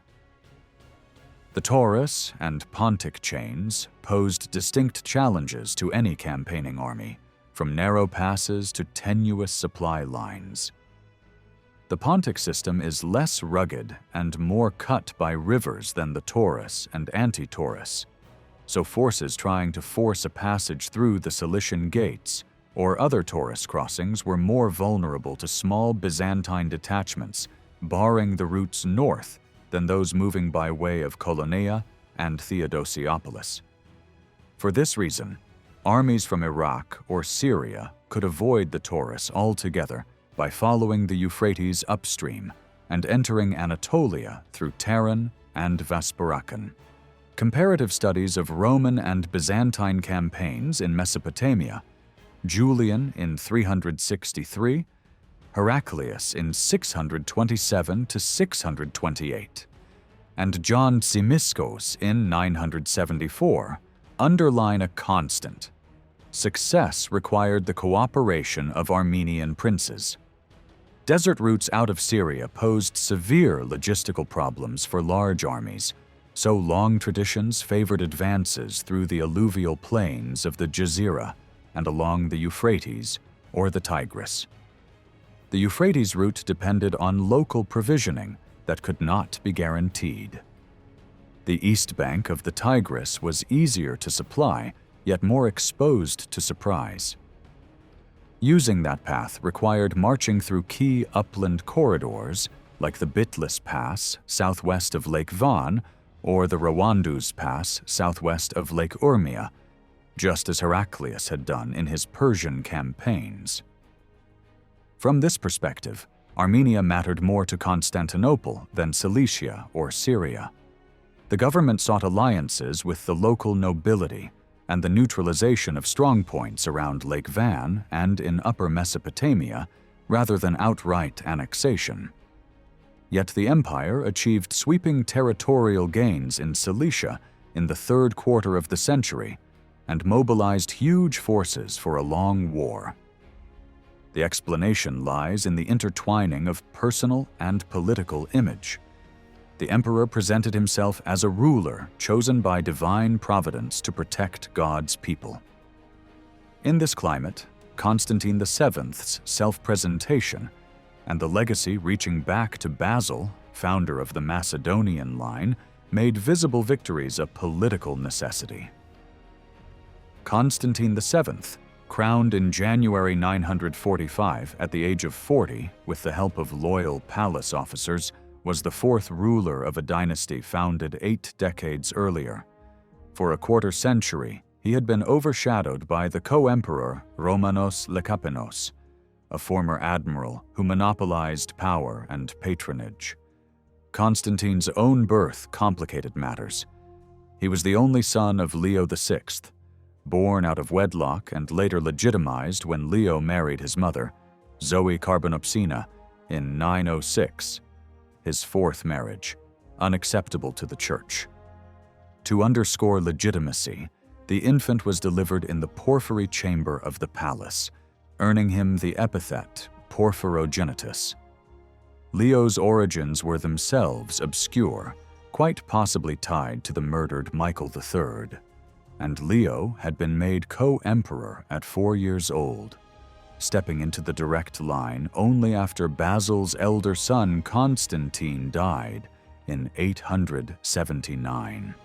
Basil's rise from obscurity to the purple, becoming co-emperor in 866, and murdering Michael later that year, was disturbing even by contemporary standards. But he understood the value of spectacle. He exploited victory celebrations and favorable omens to present himself as God's protected viceroy on earth. He staged 3 triumphs in the capital, including one the day after his accession when news arrived of Christian captives being freed, and most famously another upon his return from his 873 Eastern campaign. Unable to take Melitene, he pivoted quickly to strike Paulician territory, so the season would not end in failure. For Constantine VII, the years immediately after 945 offered few chances for a triumphant return from the east. His earliest recorded triumph came only in 956. Relations with Saif al-Dawla were relatively calm until late 947, when the emir consolidated his hold on Syria by making peace with the Ikhshadids of Egypt.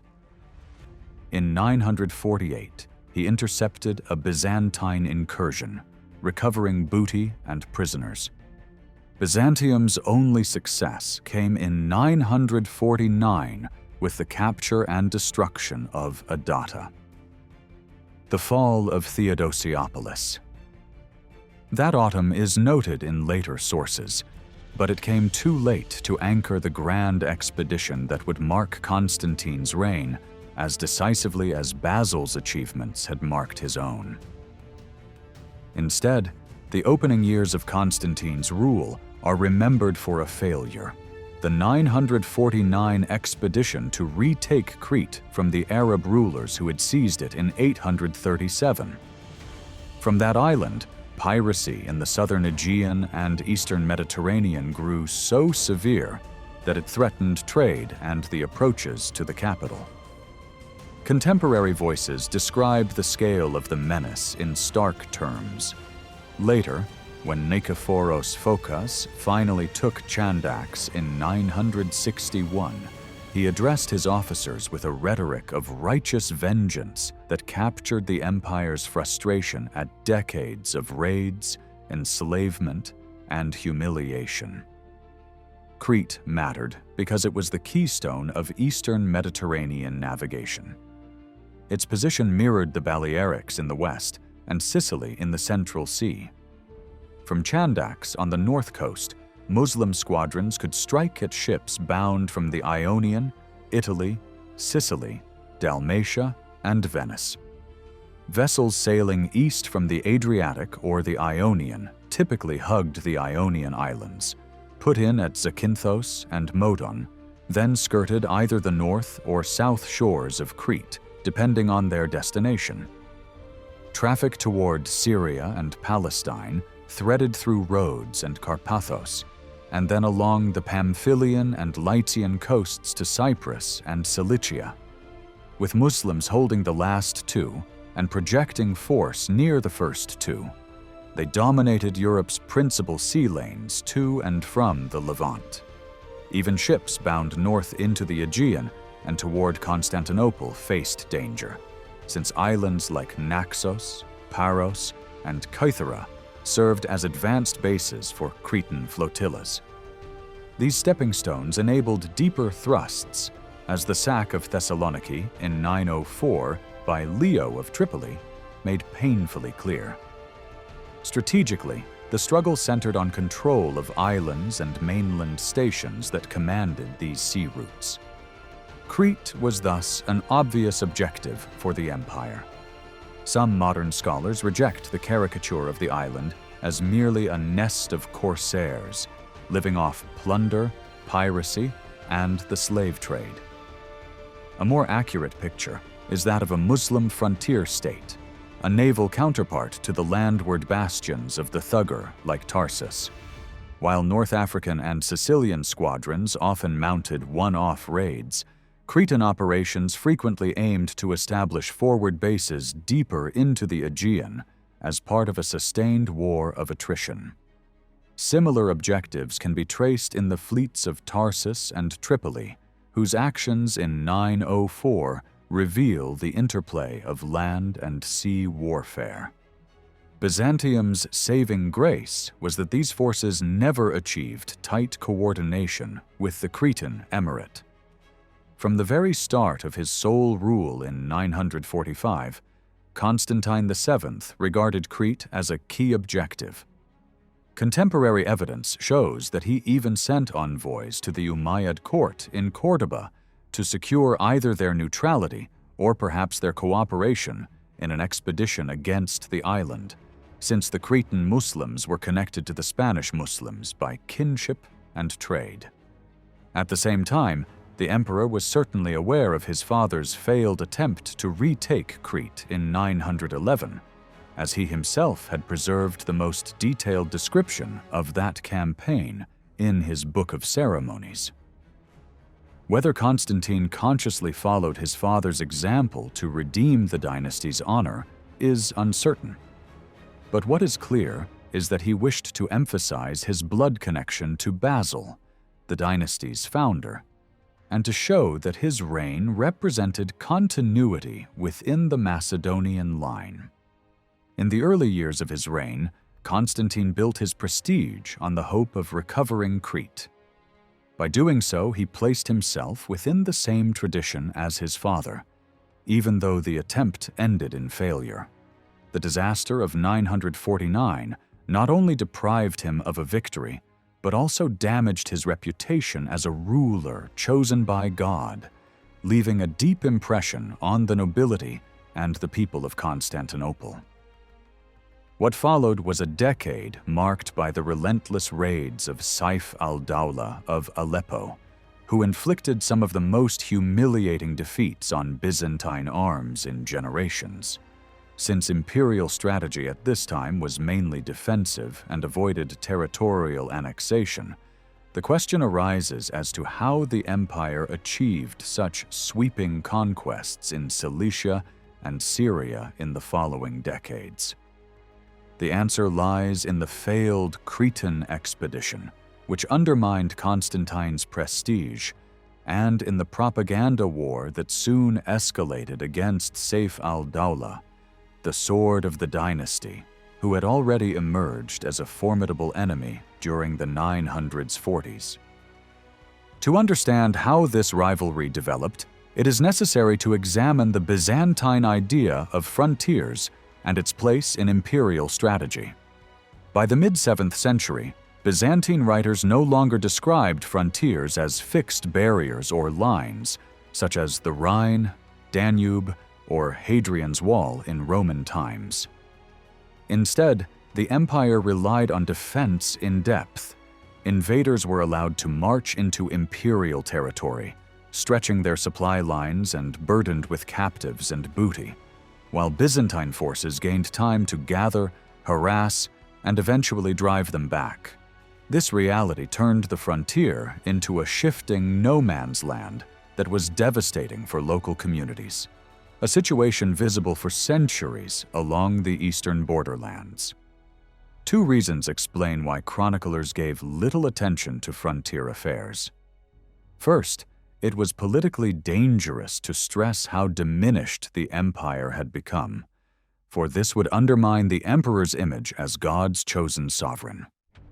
The Macedonian dynasty promoted instead an ideology of a more compact but secure Roman world, rooted in the east and tracing continuity from Diocletian and Constantine.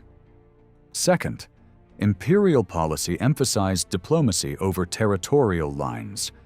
What mattered most was forging ties with local rulers, chiefs, and dignitaries, whose loyalty was more useful than devastated lands or remote forts that could not easily be maintained. Warfare, therefore, was less about holding frontier tracts and more about capturing or sacking cities, humiliating troublesome emirs, and breaking their power. Geographic borders still appear in Byzantine texts, such as the Danube, the Euphrates, or the Taurus Mountains. Chroniclers note the pressure on the extremities of Roman lands from frontier enemies like the Tarsiots. But the emphasis was not on defending fixed boundaries. It was on demonstrating imperial strength through decisive victories and the destruction of enemy centers. Contemporary sources highlight this. One describes how John Kirkwas, excellent in the affairs of war, expanded the empire's limits and took many cities from the Arabs. Another recounts the astonishment and admiration stirred by Nikephoros Phocas when he cut through the forces of Saif al-Dawla, burning towns and bringing home captives. Records from 961 describe how Phocas, as domestic of the East, utterly humiliated the emirs of Tarsus, Aleppo, and Tripoli before sending a powerful fleet against Crete. Other accounts praise him for breaking the arrogance of Hamdan, forcing him into cowardly retreat. For Byzantium, victory was not just military, it was spiritual and symbolic. Defeating the sons of Hagar, as Muslim enemies were called, was portrayed as essential for the honor of the Romans and the defense of Christ's people. Victories became proof of divine favor, while defeats threatened to expose the emperor to shame and accusations of God's displeasure. This fusion of strategy, ideology, and propaganda shaped the wars of the mid-10th century, particularly the escalating confrontation with Saif ad-Dawla. One of the most striking examples in Byzantine literature of the propaganda war against the Emir of Aleppo is found not in territorial claims, but in the framing of the conflict as a higher and more honorable struggle for Christianity and the glory of the empire's soldiers.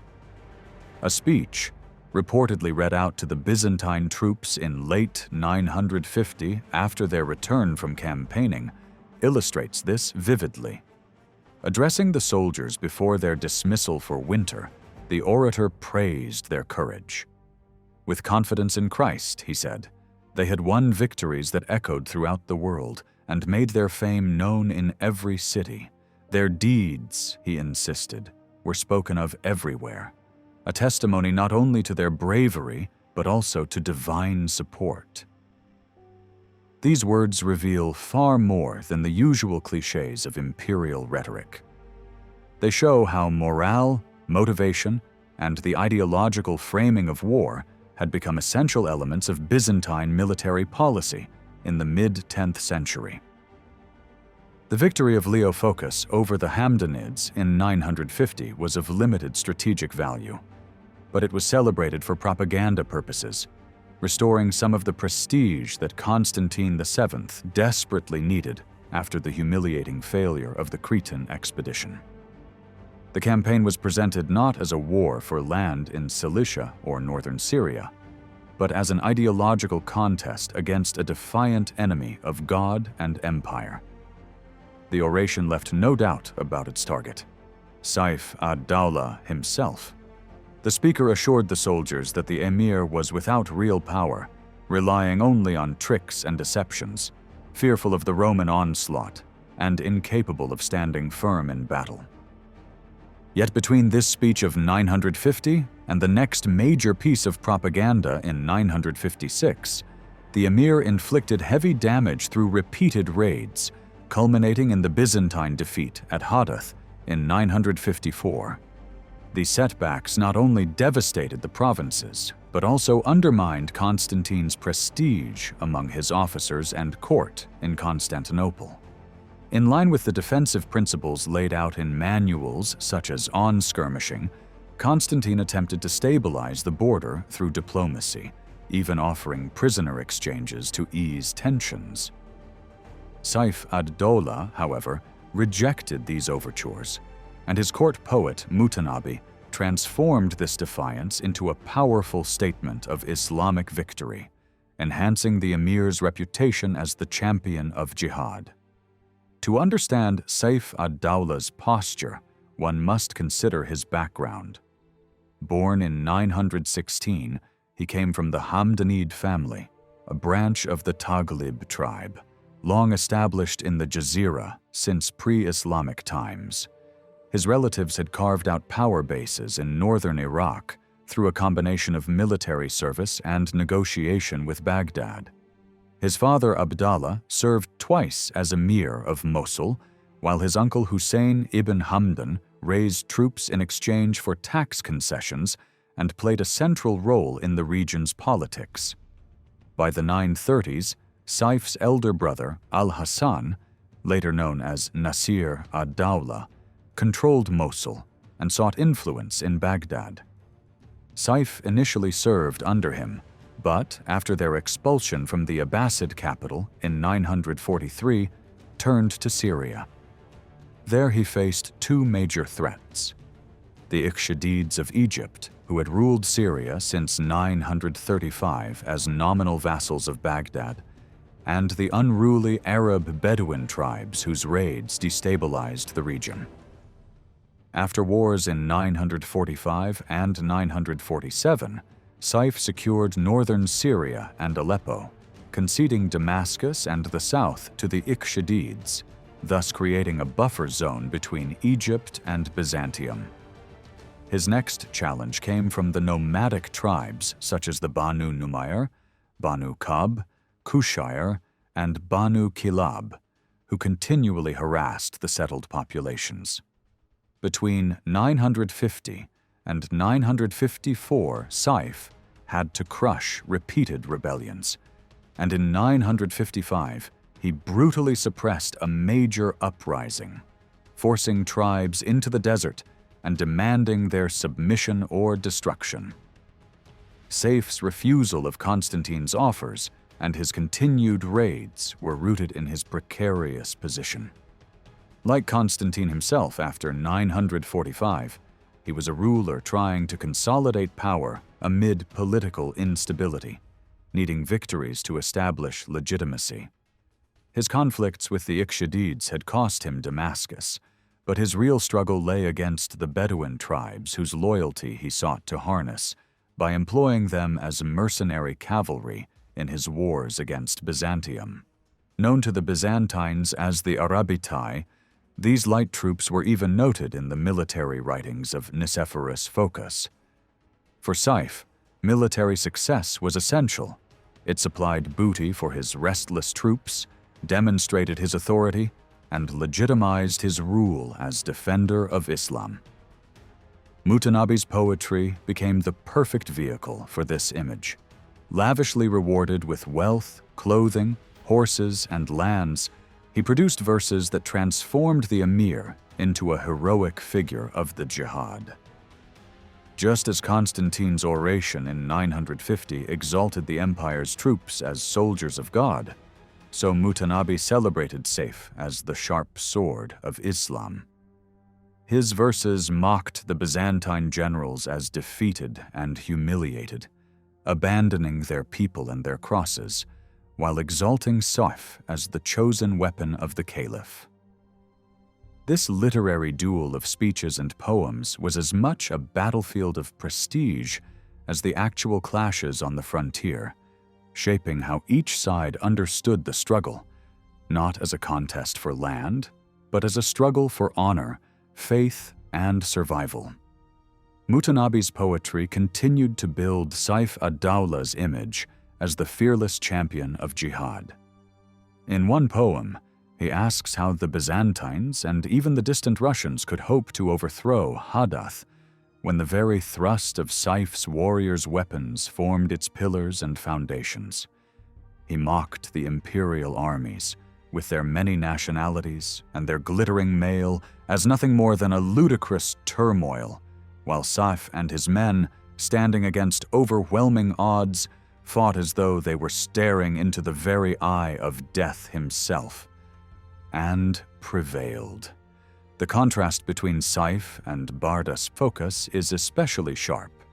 The emir is depicted as bold and unflinching in the face of certain death, while Bardas is portrayed as a coward, hesitant and reproached by his own conscience. It was in this atmosphere, during the mid-1950s, that Constantine VII began to raise the stakes in his struggle with Saif ad-Dawla.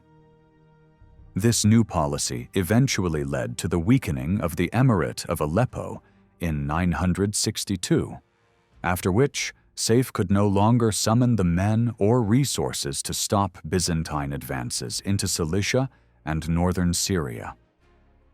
From that point onward, the way was open for Nicephorus Phocas and his armies to strike at their main objectives, the great cities of Cilicia, above all Tarsus and Mopsuestia. Evidence suggests that this change in strategy began around 955. The sudden proliferation of new military manuals, such as the Syntaxis Armatorum Quadrata, which became the foundation for later works, like the Praecepta Militaria of Nicephorus, reflects the empire's adoption of innovative tactics and more aggressive operations in the eastern frontier. Arab chroniclers of the period offer unusually detailed accounts of Byzantine armies, describing contingents of Armenians, Rus, Bulgarians, and Slavs marching with bardas phocas. These descriptions, combined with exaggerated reports of troop numbers, give the impression of a government mobilizing vast multinational forces for its wars in the East. Yet such inflated figures had appeared in Muslim writings long before Hadath, so they cannot be taken as proof of a sudden shift. Nor does the emphasis on foreign soldiers mean they were introduced solely for the war against Sef.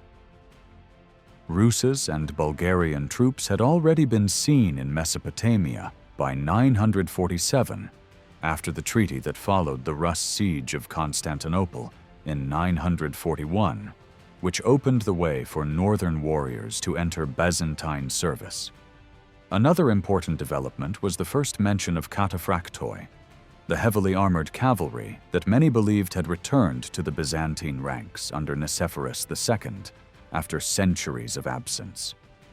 Whether entirely new or not, their prominence at this time points to a reorganization of the army into a force that combined both heavy and light troops with greater discipline and coordination. The warmer climate of Cilicia and Syria, nearly 7 degrees hotter than Anatolia, also allowed for longer campaigns lasting from autumn through spring, unlike the shorter summer raids of earlier times.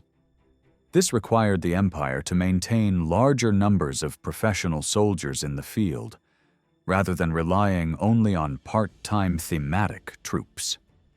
Another sign of change came with the dismissal of Bardas Phocas in 955 from his role as domestic of the Skole.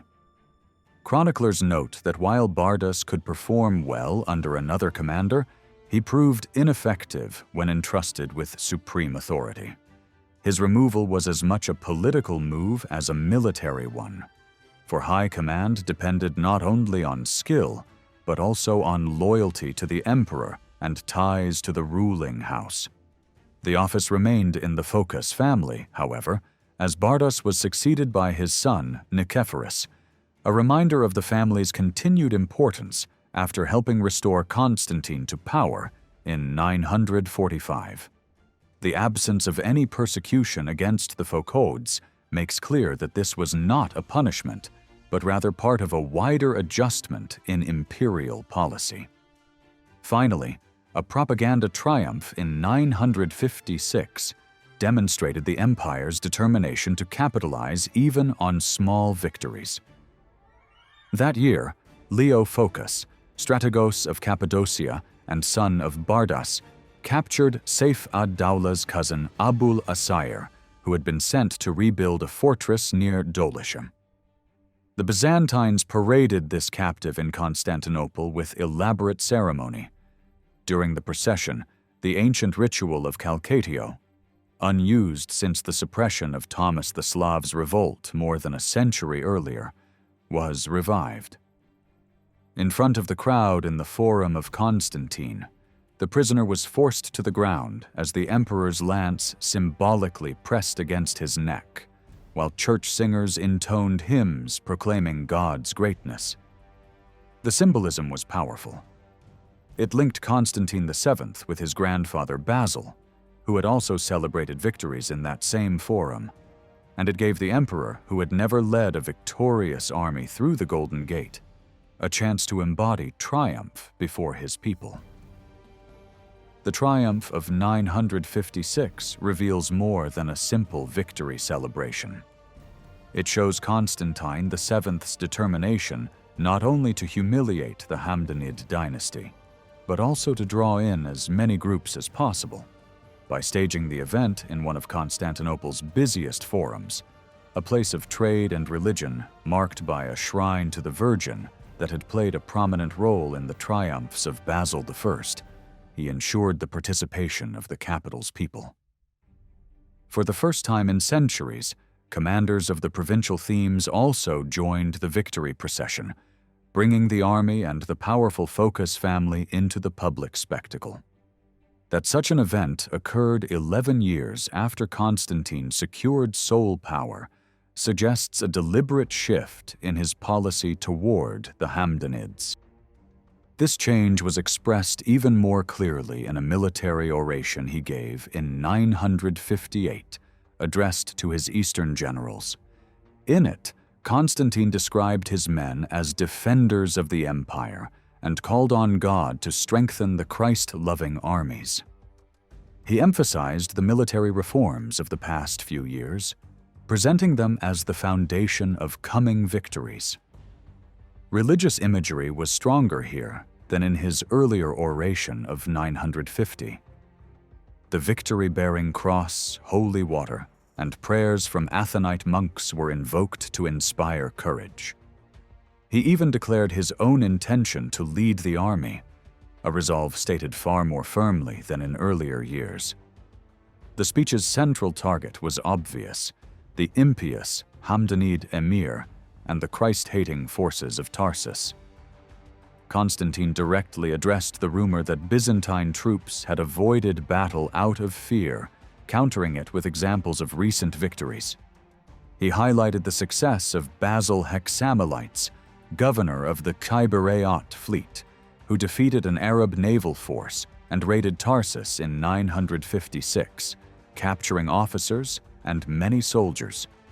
He also pointed to victories in Italy against Muslim forces the same year, presenting these as proof of divine favor and imperial strength. Constantine stressed that these wars were not fought for conquest, but for the defense of the Christian world. The closing lines of his oration reinforced this message, calling his generals champions of the Byzantine people, and promising that the citizens of Constantinople would welcome them as victors, honoring their wounds as holy marks akin to those of martyrs. The broader strategy of Constantine and his son during this period was therefore one of containment, maintaining a buffer zone and securing the borders rather than expanding deep beyond the Taurus Mountains. Still, the trade routes through Aleppo and Tarsus were valuable, and by the mid-1950s, the empire had begun preparing for decisive campaigns. By then, the choice had been made, if not earlier, to strike directly at Aleppo, the center of Saif ad-Dawlah's power. Yet even then, the city was only a secondary objective. The real prize was Cilicia, especially the great fortress cities of Tarsus and Mopsuestia. The emir could not be neutralized while he held sway over these strongholds, and Cilicia could not be subdued without breaking Aleppo's power. The two objectives were inseparable. At the same time, the empire placed special emphasis on Armenia, and particularly the cantons of Taran and Vaspurakan, which formed the vulnerable back door into Anatolia. Here, Byzantine diplomacy relied on persuasion, pressure, and calculated flattery to keep local lords loyal without direct annexation. Throughout the 950s and 960s, the imperial government had no intention of permanent expansion deep into the east, which makes the war with Aleppo appear unusual. But when we consider the personal and political positions of Constantine VII and Saif ad-Dawlah, each struggling with instability at home and each desperate for victories to secure legitimacy, the logic becomes clear. By the end of the 950s, both leaders were locked in a confrontation that had escalated beyond containment, turning into a struggle in which neither side could afford to yield. In the end, it was Byzantium's ability to commit far greater resources to the Eastern wars that shifted the balance, paving the way for decisive victories by 962. Throughout their long history, the Byzantines faced a wide variety of peoples on the battlefield. Their military handbooks show not only a constant effort to observe and evaluate the tactics of their enemies, but also a willingness to adapt and borrow methods whenever it suited the conditions of a campaign. This pragmatic approach was built on the deep tradition of military science inherited from the classical world, but it was never static. the manuals of the 6th and 10th centuries, while honoring the knowledge of Greece and Rome, were conscious revisions tailored to the realities of their own age. Their authors were not merely copying outdated tactics, but enriching their works with lessons of discipline, organization, and command structures that made warfare more efficient. Principles that held value for any civilization. By the mid-10th century, this revival of military thought had taken shape largely as a response to the growing threat of the Arabs, who had come to be regarded as Byzantium's most formidable adversaries in the East. These changes did not appear suddenly, but by the time Emperor Nikephoros Phocas began his major offensives in Cilicia and northern Syria in the 1960s, they had matured into a coherent system, and the empire was prepared to reap the benefits. The central theme of this part lies in how Byzantine sources perceived their opponents, the military other, and how they judged their qualities as warriors. The questions to be asked are straightforward. What did the Byzantines seek to know about their foes? Which traits stood out most to them, and which did they imitate? Did their observations also reveal cultural stereotypes? And if so, how did these shape their understanding of Islamic institutions and the role they played in Arab warfare? The first surviving handbook to look at foreign soldiers through the eyes of a late Roman observer was Vegetius Epitoma Rei Militaris, written between the late 4th and mid-5th century. This was the only such manual in the West until Machiavelli's Art of War more than 1,000 years later. Vegetius presented an idealized picture of the Roman army's organization, tactics, arms, and training. For him, careful recruitment was the foundation of Rome's success in conquering the known world, and so he began with a discussion of the qualities that made the best soldiers. He divided potential recruits according to geography, echoing the old Hippocratic theory that climate shaped human nature. Peoples from hotter climates were judged more intelligent but lacking steadiness in close combat, while northerners were considered less clever but naturally inclined to war. This simple climate-based categorization was supplemented with stereotypes that would echo through later manuals. Germans and Spaniards were thought of as tall and strong, Africans as cunning and corruptible, Greeks as intelligent but effeminate due to their love of learning and the arts, and Gauls as dangerous by sheer weight of numbers. For Vegetius, the world was a reservoir of recruits, rather than a set of hostile nations, a perspective that would later evolve as threats pressed closer to the empire's borders. 2 centuries later, the Strategikon, attributed to Emperor Maurice, offered something far more systematic. It was the first Byzantine handbook to dedicate an entire book to the empire's neighbors. At a time when foreign invasions threatened the state on all sides, the work provided not just tactical notes, but a broad analysis of the political, social, and military organization of surrounding peoples. The author made clear his purpose. Generals needed to prepare for war by knowing how each nation fought, since no two fought in the same way. The guiding idea was still Romanitas, the world defined by its relationship to the Roman order, yet now nations were grouped geographically into 4 main blocks: Persians, steppe peoples such as Avars and Huns, Western powers like Franks and Lombards, and the Slavs of the Balkans. Each section followed a similar structure. The author began with a description of a people's political system, society, and geography, then moved to stereotypes about their character, followed by details of their arms, tactics, and battle formations. Finally, he listed their weaknesses and suggested ways a Byzantine commander could exploit them. Persians, for example, were described as cunning and servile, yet also patriotic and obedient, enduring hardship for their homeland. They were praised for concealing wounds and adapting to difficulties, the product of a hot climate that hardened them against thirst and hunger. They wore armor and carried bows and swords, excelling at rapid but relatively weak archery. They fortified their camps with ditches and palisades, sometimes leaving a secondary trench as a refuge if the battle went badly.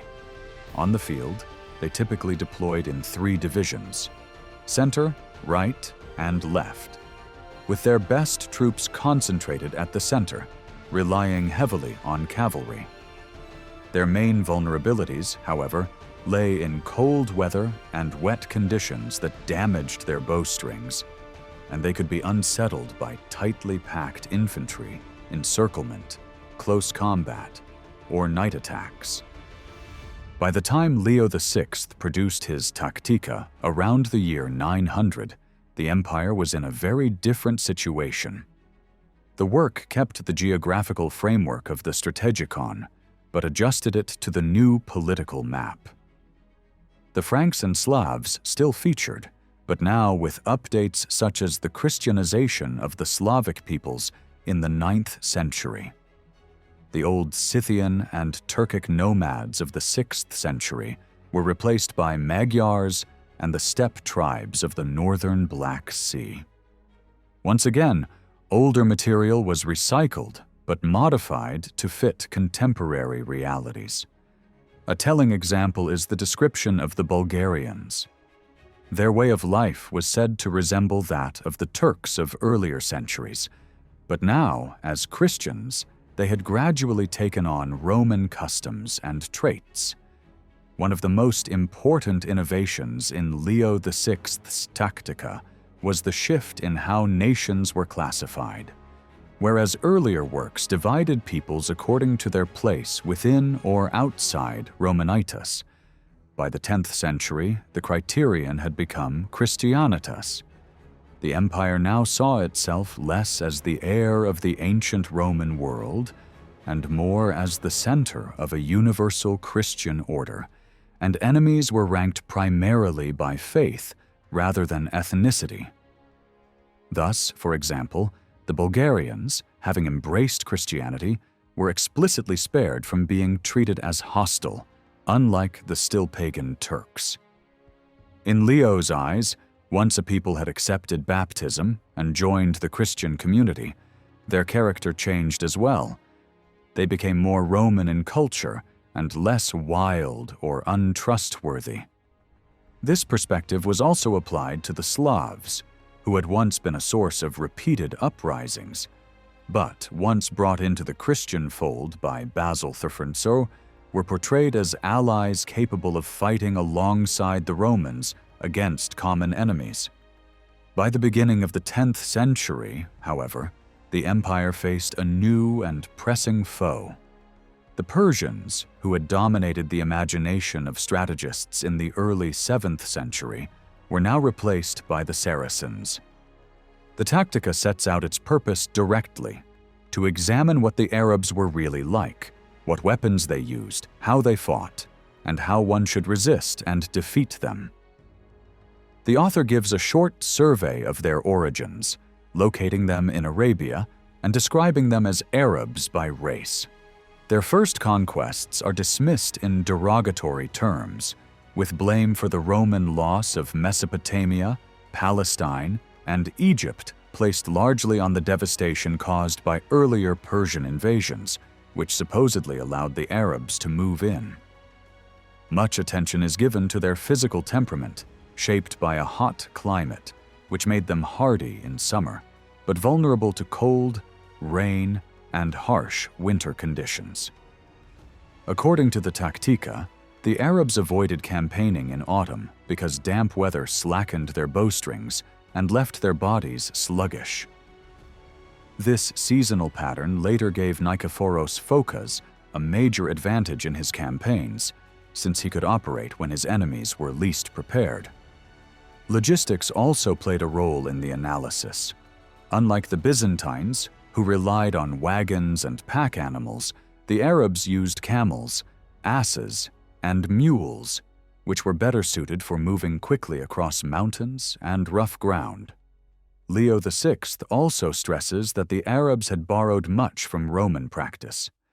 They equipped their cavalry with bows, swords, lances, shields, and axes, and wore armor modeled after Roman examples: cuirasses, helmets, greaves, gauntlets, and other protective gear. Their formations were described as square or oblong, but with a clear influence from Roman tactics, as if they had learned through bitter experience. Yet the text also concedes that the Arabs had developed their own strengths. They were inventive in formations, steady under sudden attacks, and not easily deceived by feints. The Tactica paints a nuanced picture of Arab warriors. They were said to maintain formation whether attacking or retreating, but if that formation was ever broken, they collapsed and fled. They were bold when confident of victory, but easily disheartened when fortune turned against them. They endured missile fire with patience, forming shield walls, and then counterattacked fiercely once their opponents showed signs of fatigue. The author notes that they relied heavily on good planning and discipline in their methods of warfare, qualities that made them formidable. Yet alongside this respect, there is a steady note of hostility. The Arabs are called brave, daring, and ingenious, but also superstitious. Their religion is dismissed as false reverence and even blasphemy, contrasted with the truth of Christianity. The Tactica ridicules their refusal to acknowledge Christ as God and their belief in a deity who delights in war and destruction. Above all, their conviction that everything, even misfortune, was decreed by God was treated as a fatal weakness. When defeated, they were portrayed as resigning themselves to fate rather than resisting further. Although the author of the Tactica around the year 900 never explicitly used the term holy or just war, he clearly understood that Muslim fighters believed they were granted spiritual rewards if they died in battle. He even acknowledged this as a kind of compensation, something given by God not in money, but in eternal merit. Remarkably, he suggested that Byzantines should imitate their enemies in at least one respect. For the Muslims, war was a collective duty, with the entire community contributing to the cost. At the same time, however, he recognized the more practical motive behind their enthusiasm for war: the lure of booty. The expectation of plunder drew men together in large numbers from Syria and Palestine, uniting them into formidable raiding armies. While the pursuit of spoils was a familiar incentive for soldiers in every age, Byzantine writers were careful to present it as central for Arabs, but downplayed it as a motive for their own troops. This image of the Muslim warrior as greedy and destructive appears in other contemporary sources. Leo the Deacon, for example, described the Arabs of Crete as arrogant and bloodthirsty, rejoicing in Roman setbacks and pillaging coastal regions on a massive scale. For him, they were a dangerous but essentially inferior foe, taking advantage of Byzantine distractions elsewhere to ravage the Aegean. He portrays them as cunning marauders who thrived on violence, wealth, and glory. In his account of the Cretan campaign of 960, Leo records Nicephorus Phocas's fiery speech to his officers, denouncing the Arabs as cruel and savage oppressors who had long enslaved Christians, and declaring that Providence itself had decreed their destruction. In another passage, Leo condemned Saif ad-Dawla as an opportunist who raided Byzantine lands merely to enrich himself and build his reputation at the expense of local populations. The horror that Arab raiders inspired among Byzantines is even more vividly expressed by Ioannis Kameniatis, a cleric captured during the sack of Thessaloniki in 904. Writing from captivity, he recounted the massacre, enslavement, and deliberate torment inflicted on the city's inhabitants, describing the attackers as savage beasts who delighted in prolonging the suffering of their victims. His depiction of their fleet, more than 50 massive warships bristling with weapons, underscored the terror they spread. Kameniates also stressed their greed, recounting how prisoners with hidden wealth were offered a chance to buy their lives, while the poor were executed without mercy. From these sources emerges a consistent stereotype. Arab fighters were portrayed as men driven by greed and fleeting glory, quick to abandon home and family for the chance of plunder. Their motives, Byzantine writers insisted, stood in stark contrast to those of Christian soldiers who were fighting for faith, for their people, and for divine honor. This contrast was sharpened in Constantine VII's oration of 950, where he told his troops that they had not faced real men in battle, but weaklings whose courage collapsed without faith in Christ. According to this line of propaganda, all the equipment and skill of the Arabs counted for nothing because they lacked the one essential advantage: trust in God. Such rhetoric painted the war as a struggle between good and evil, the true faith and false belief, genuine courage and false bravado. Byzantines were told that their cause was nobler, their goals higher, and that victory was assured so long as they fought with proper arms, discipline, and God's blessing. For Constantine, this message served a double purpose: to strengthen the morale of his troops and to enhance his own prestige in Constantinople by turning modest successes into apparent triumphs. Yet in his more private writings, such as the De Administrando Imperio, he offered a sober and detailed assessment of neighboring peoples, again dividing nations primarily by religion rather than ethnicity. There he even included remarks about the Fatimids, then a relatively minor power in North Africa, noting their military skill, bravery, and use of camels in war.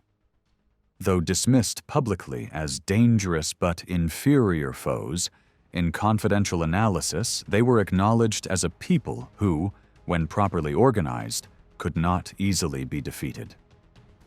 Kameniates presents a very different image of the Arab raiders compared to the effeminate and weak portrayal found in Constantine's oration of 950. In his account, the Arabs may be greedy and inclined toward plunder and bloodshed, but they also display impressive qualities as soldiers that inspire both fear and admiration. He describes them as clever in devising stratagems and bold in launching surprise assaults, particularly during sieges at night. They disregarded danger even when success seemed unlikely, believing that to die while attempting a daring attack was to achieve lasting glory. Kameniates vividly conveys their fury in battle, their resilience under pressure, and the strength of their morale. He recalls the terror of hearing their screams, watching them foam at the mouth in rage, and seeing them fight without food or rest in the burning summer heat. Their only thought was to conquer the city, and if that proved impossible, they were prepared to die with weapons in hand. Unlike Kameniates, who witnessed the sack of Thessaloniki firsthand and spent about a year as a captive in Tarsus, Leo the Deacon had no direct experience of Arab warfare. The only campaign he personally took part in was Basil II's Bulgarian expedition of 986. His judgments about Arab fighters were shaped not by observation, but by the common attitudes circulating among Constantinople's court circles. In his account of the Cretan expedition of 960, for example, he claims that the Saracens were astonished by the sight of Byzantine cavalry disembarking from transport ships via ramps. This either reflects his ignorance of military technology or a deliberate attempt to present Arab naval power as backward. In reality, Muslim fleets had absorbed techniques from conquered Mediterranean peoples, and their ships were not inferior to Byzantine models. Arab vessels, known as taridas, were designed with ramps or doors that allowed for the rapid unloading of men and horses, much like Byzantine horse transports.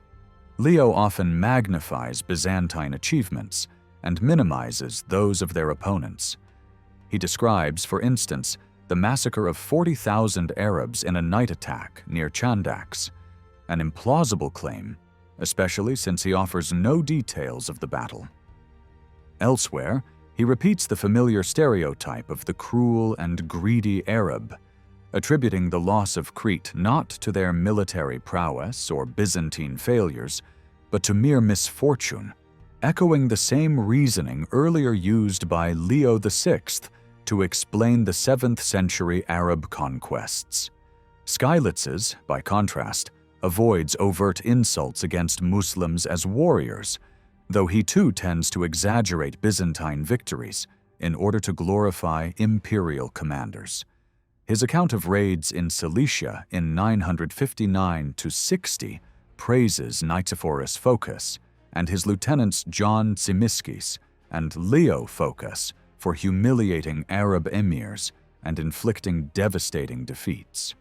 He describes the Battle of Adrasos as a complete annihilation of Hamdanid forces, though this is clearly an overstatement.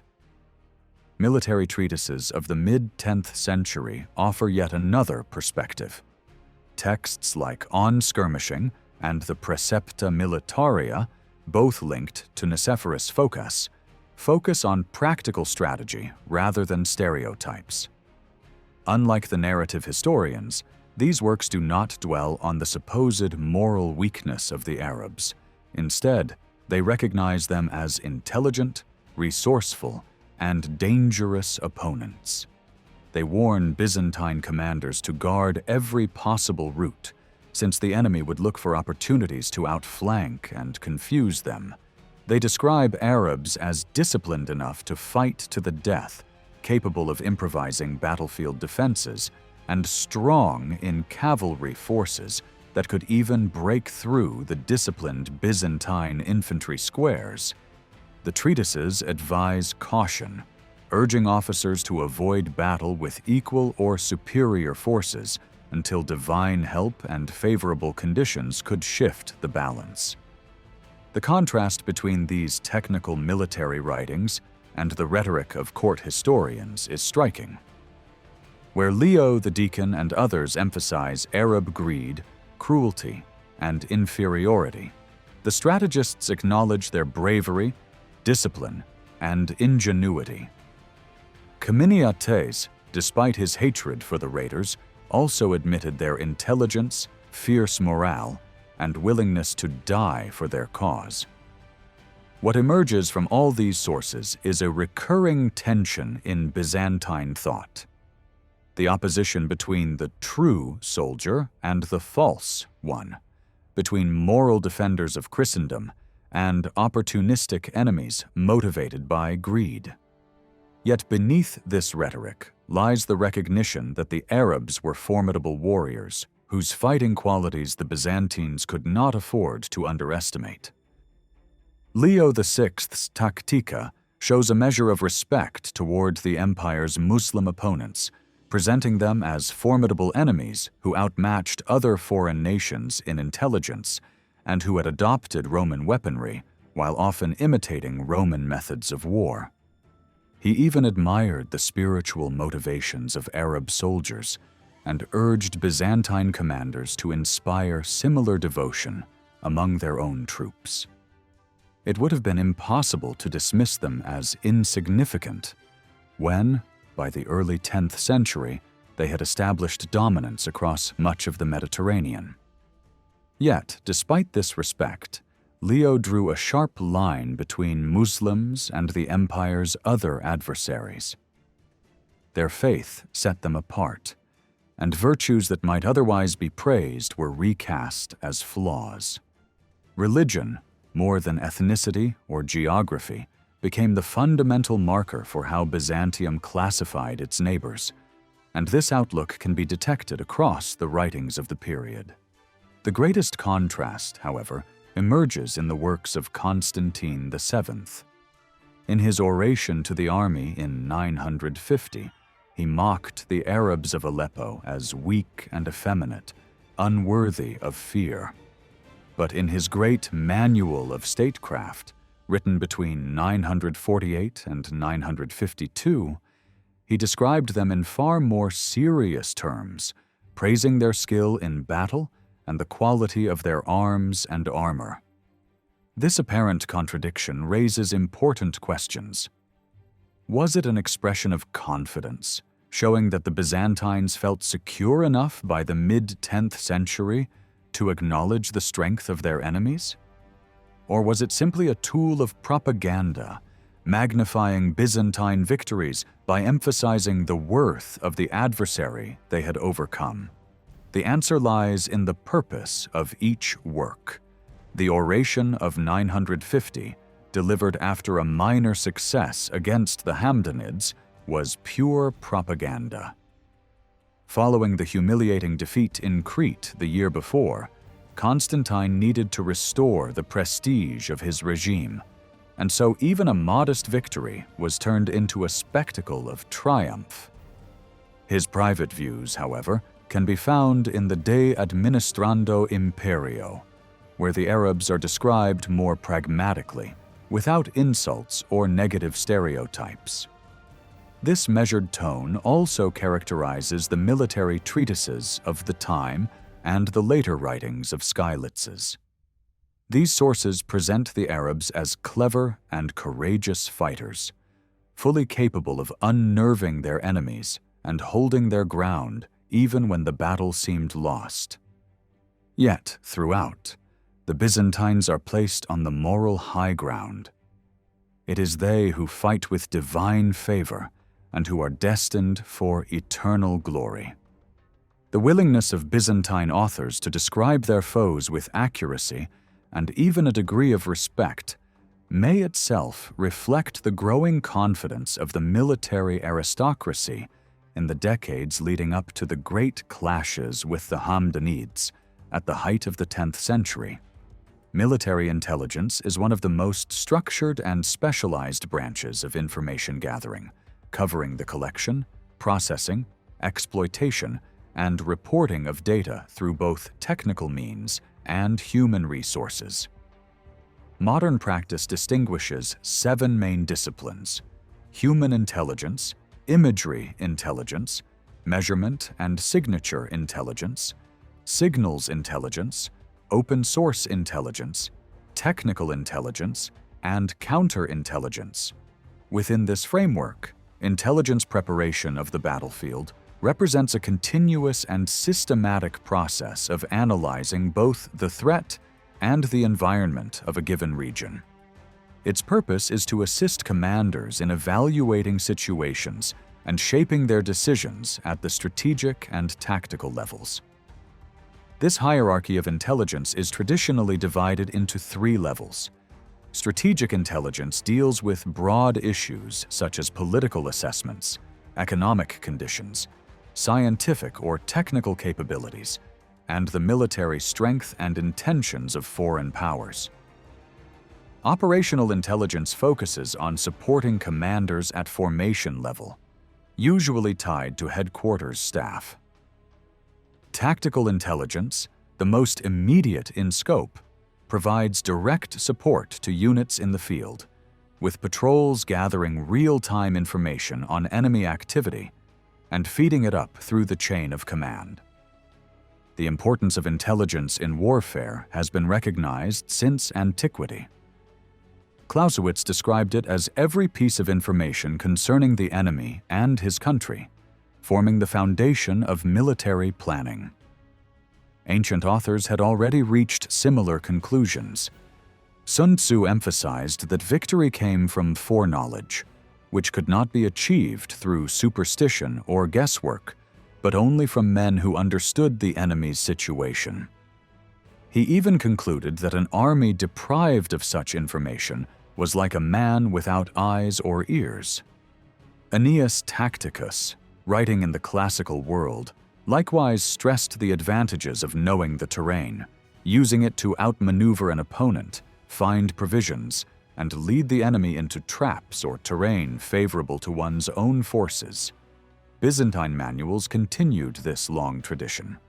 A text known as On Imperial Expeditions, written for Romanos, son of Constantine VII, outlined the questions a commander had to ask before setting out on campaign.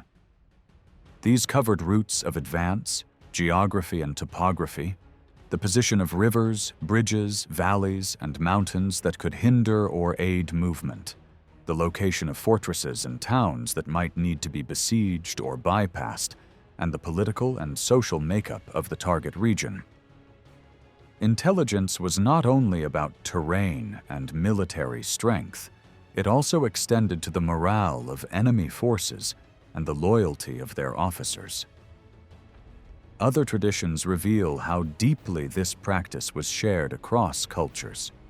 The Persian vizier Nizam al-Mulk, who served the Seljuk rulers Alp Arslan and Malik Shah, described in detail the type of intelligence expected from ambassadors. Beyond delivering diplomatic messages, envoys were to assess the condition of roads and passes, the strength and organization of the enemy army, the quality of leadership, and even the personal character and habits of the foreign ruler.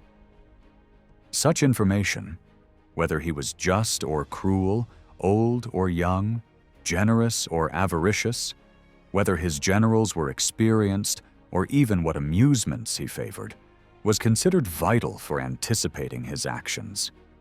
Knowing the temperament of a leader could help shape stratagems designed to exploit rashness, timidity, or negligence. From the Byzantine perspective, intelligence could be obtained in two ways. Reconnaissance involved openly dispatching scouts, whether cavalry, light infantry, or ships, to monitor the enemy's movements, numbers, and intentions. Espionage relied on disguised agents gathering information in secret, often at considerable personal risk. The line between the two was not always clear. Once war had been declared, reconnaissance became an accepted part of operations, but clandestine intelligence often continued. Modern historians, such as John Keegan, note that espionage is an ancient and almost constant activity of states, while operational reconnaissance is more closely tied to the tempo of active warfare. Byzantine military treatises do discuss the subject of intelligence, though they do not always present a consistent picture of it. The terminology used to describe spies, special agents, scouts, or reconnaissance troops is varied and sometimes imprecise, offering interesting insight into the way Byzantines thought about these roles. The task here is to explore how intelligence was gathered along the Byzantine Arab frontiers, which groups or professions were considered suitable for this work, and what methods were employed to transmit information, whether orally or in writing. Another important question is whether spies operated on a professional basis or were simply amateurs serving in times of need, and what skills were considered essential for success in this dangerous craft. Constantinople stood at the heart of a highly efficient network for relaying intelligence from the provinces to the capital. This was the product of centuries of military practice that had been formalized by earlier leaders such as Julius Caesar and Justinian. A manual on campaigning urged constant communication with the border provinces, stressing the need for reports from watchmen and intelligence gathered from enemy territory. This information moved along two main channels, one from agents and informants who worked beyond the frontier, and another from the sentries and scouts stationed in the border zones and the no-man's land separating the empire from its Muslim rivals. Frontier sentries were vital for alerting local commanders and, ultimately, the capital. Sources use different terms for them. Leo VI and the author of On Skirmishing call them viglatores and camino viglatores, while the On Strategy treatise refers to them more simply as guards or watchmen. Their duty was to detect enemy movements quickly so that generals could learn which direction the enemy had taken and prepare accordingly. These men often worked in small groups of 10 or fewer, their names carefully recorded in registers. They patrolled specific stretches of roads, water sources, and flat areas suitable for encampments, and were rotated every 2 weeks. Constant mobility was essential to avoid capture. Once they detected hostile activity, they relayed the warning to the next post several miles away, which in turn passed it on to cavalry stations deeper inland until it reached the provincial governors. In addition to these watchmen, a system of fire signals and beacons provided another layer of early warning. Placed on high ground, these stations relayed messages across great distances, even as far as Constantinople.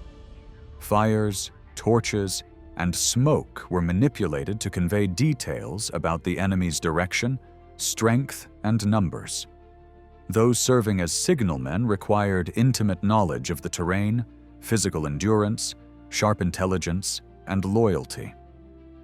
Manuals even recommended that these men be stationed with their families to discourage desertion, and that they be generously rewarded for their service. When an invading force crossed into Byzantine territory, reconnaissance units were sent out ahead of the main army to scout routes, identify campsites, and monitor enemy movements. These included the sculcatores, who acted as watchmen and night guards against surprise attacks, and the minsuratores or ducatores, trusted guides who knew the roads, mountain passes, and water supplies well enough to lead the army safely.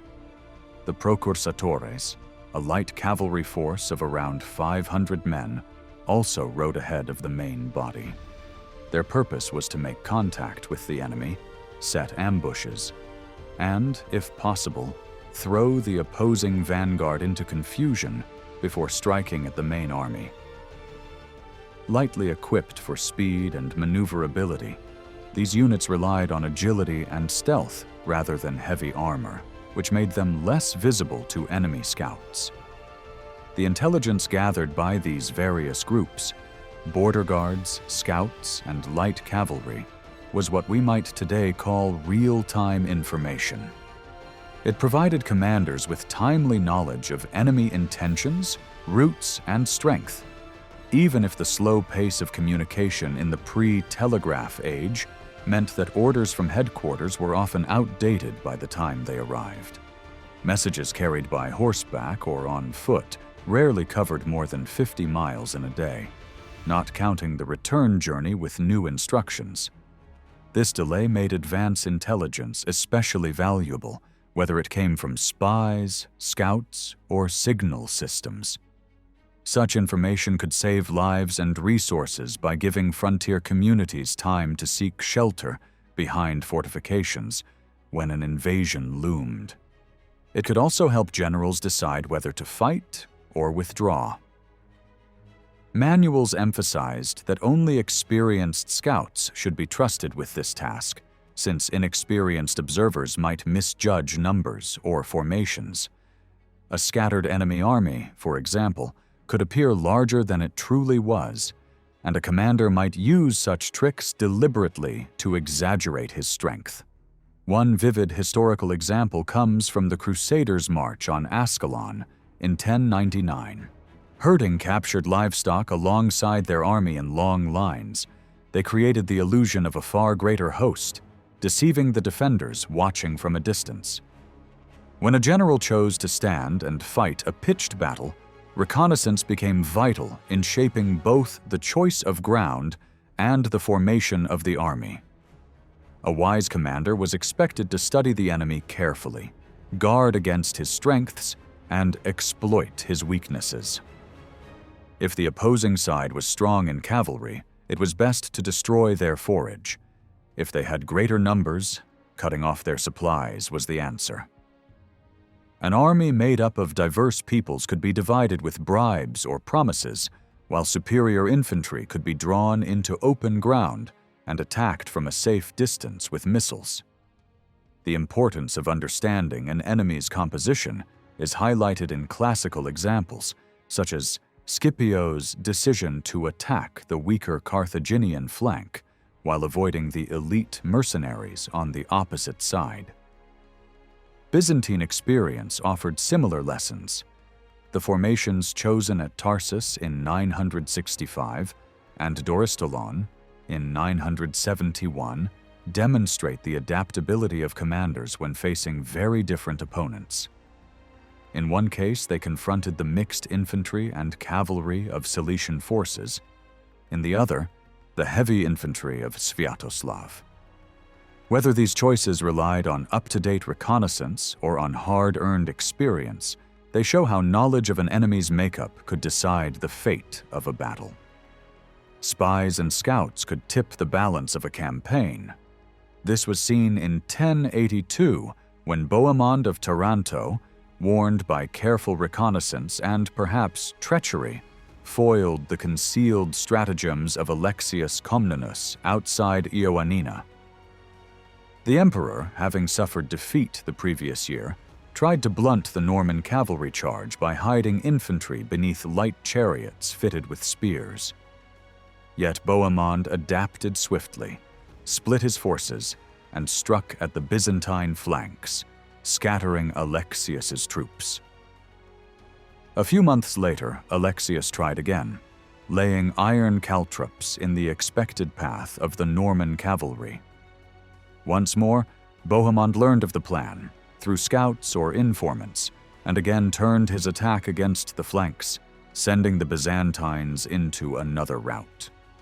Alexius eventually understood that open battle was futile against Norman tactics, and instead relied on deception and local knowledge. Before the engagement near Larissa in 1083, he questioned locals about the terrain and prepared an ambush, abandoning the idea of head-on conflict. This time his caution paid off, as the terrain and guile allowed him to secure victory. Earlier in 961, during the invasion of Crete and the siege of Chandax, Nicephorus Phocas also demonstrated the importance of intelligence. He dispatched cavalry units to reconnoiter the island, raid its countryside, and capture prisoners for interrogation. Such measures would have supplied him with vital details about the city's defenses and the resources needed for the long siege ahead. These examples raise a larger question. Can reliable and timely intelligence be credited with altering long-term strategy, or is it simply one factor among many? War has always been chaotic, driven by chance, weather, and human will, but intelligence provided something commanders could actually control. By gaining insight into enemy numbers, positions, and intentions, a general could adapt his plans and improve his chances of success, even if he could not master every unpredictable element of battle. In Byzantine sources, the word spy was often applied broadly to figures such as watchmen, scouts, raiders, or even bandits who crossed into enemy territory to loot, capture prisoners, and gather information. Military treatises sometimes used other terms to describe these roles. Scouts could be referred to as expilatores, literally meaning plunderers, but used in this context to denote soldiers engaged in reconnaissance, or as trapezitai, also known in Armenian as tassinarioi. These men were expected to raid enemy lands constantly, inflict damage, seize captives, and bring them back to their commander for interrogation, ensuring a steady flow of intelligence about enemy movements and intentions. Many of these men were Armenians living along the Byzantine frontiers in Cappadocia, Lesser Armenia, and the Pontic regions from at least the 9th century onward. Other terms appear in different contexts. Kekaumenos mentions the Chonsarioi, later known in Western Europe as hussars, who fulfilled 3 primary functions. They acted as border watchmen, as raiders and scouts who harassed enemy territory, and as guides who surveyed invasion routes ahead of the main army. Their loyalty, efficiency, and vigilance were crucial, and commanders were advised to reward them generously to secure their dedication. The terminology itself reveals a mix of cultural influences, with some terms rooted in Greek, others in Armenian or Bulgarian. Over time, all of these words came to carry overlapping meanings, referring to both scouts and bandits alike. The Byzantine border forces also included the akritai, men stationed in frontier garrisons whose name derived from the word for the extremities or edges of the empire. Closely related to them were the apolotai, who were tasked with driving back raiders. These groups were typically local men who either fulfilled military obligations or were paid by the state. But poverty sometimes pushed them into plundering both sides of the border. In the turbulent world of raids, invasions, and small-scale warfare, they represented lightly armed irregulars, a mix of Armenians, Bulgarians, and native Byzantines, with blended cultural and religious backgrounds. This mixture is epitomized in the figure of Digenis Akritas, the legendary hero of the frontier, whose family combined both Byzantine and Muslim noble lineages. Commanders of these border units were often drawn from the local aristocracy and held significant authority in their regions. The officer in charge of the apolotai, sometimes called the Lord of the Marches, typically carried the aristocratic title of patrician and resided in a fortress that dominated the surrounding lands.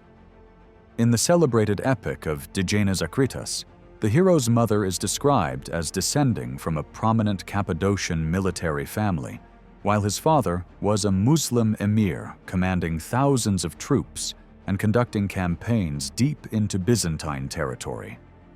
Kekaumenos, writing in the late 11th century, offered practical advice to these frontier soldiers and their commanders. Drawing on family traditions, his own grandfather had served as a local governor in Armenia. He emphasized both caution and cunning in dealing with neighbors across the border. Relations often combined diplomacy with suspicion. Byzantine generals were urged to use merchants to establish contact with enemy lords, to offer gifts, and to feign friendship in order to extract useful intelligence about enemy plans and troop numbers.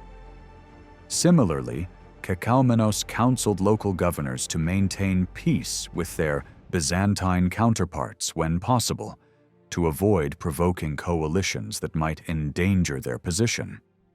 The akritai were particularly valuable because they knew the terrain intimately. They were familiar with mountain passes, rivers, valleys, fortresses, and market towns on both sides of the frontier. Their mixed cultural background gave them the ability to communicate with neighboring peoples, to participate in trade, and even to form family ties across the border. This made them effective as both scouts and informants. Operating within the shifting frontier zone, they carried out espionage, guided armies, and relayed crucial intelligence back to the authorities of the thematic provinces. Their knowledge of the land and their networks of contacts made them indispensable for Byzantine commanders planning campaigns in these volatile borderlands, even though their work carried the constant danger of capture and death if discovered. From antiquity, both Romans and Persians employed spies at public expense, sending them secretly into enemy territory to observe events closely and report back to their rulers. Many of these men acted with loyalty to their homeland, though some inevitably betrayed their secrets to the other side. This part explores the unconventional methods of gathering intelligence through espionage, an activity usually, but not always, controlled by the state and often conducted before hostilities began. The declaration of war was typically the point at which espionage ended and reconnaissance began.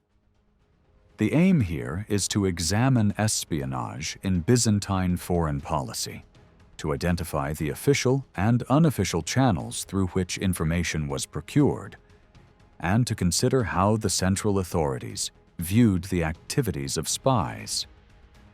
Were their rights protected? And what kinds of reports did they deliver to their patrons? Just as importantly, how was this intelligence processed? The discussion also highlights how intelligence channels guided strategic and tactical decisions, and what this reveals about how different cultures adapted to one another's strategies. Were some states more defensive, more adaptable, or more susceptible to change? And what underlying reasons explain these tendencies? From the earliest times, merchants played a vital role in transmitting information.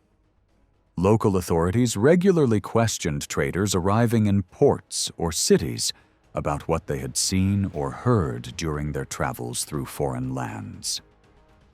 Merchants became natural sources of intelligence, not only through the goods they sold, but also through the places they frequented, the people they met, and the conversations that took place in markets and inns.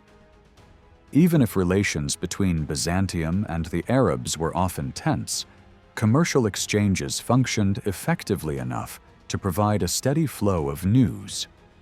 Ports, markets, and festivals were particularly valuable centers of intelligence gathering, where people of many backgrounds and religions gathered daily. Language barriers were rarely an obstacle, since most merchants could speak Greek, Armenian, or Arabic, and constant travel made them familiar with the customs of many regions. In these environments, gossip about political or military events spread quickly, much like information flows in modern business networks. Yet, while merchants themselves were often considered harmless non-combatants, there was always concern that enemy spies might infiltrate their ranks by posing as traders. A famous example from the 4th century describes Procopius disguising himself with shabby clothes and poor hygiene to avoid detection while traveling through Constantinople to pick up intelligence from local rumors. Military treatises from later centuries advised spies to prepare carefully for missions, arranging secret methods of communication with trusted associates and using busy markets as meeting points under the cover of trade. Both Byzantines and Muslims attempted to restrict trade after the Arab conquests in order to prevent espionage. Agreements such as the truces of Chinisrin and Baalabak in the 7th century illustrate this concern. One account even records a discussion between the Abbasid Caliph al-Mansur and a Byzantine envoy in which the latter warned that markets inside the new city of Baghdad would allow enemies to enter freely under the guise of commerce and spread information abroad. Byzantine law had long attempted to regulate merchant activity, forbidding markets beyond designated treaty points in order to prevent spying. Yet exceptions were made, particularly for traders accompanying foreign embassies, since diplomacy and commerce were so often intertwined.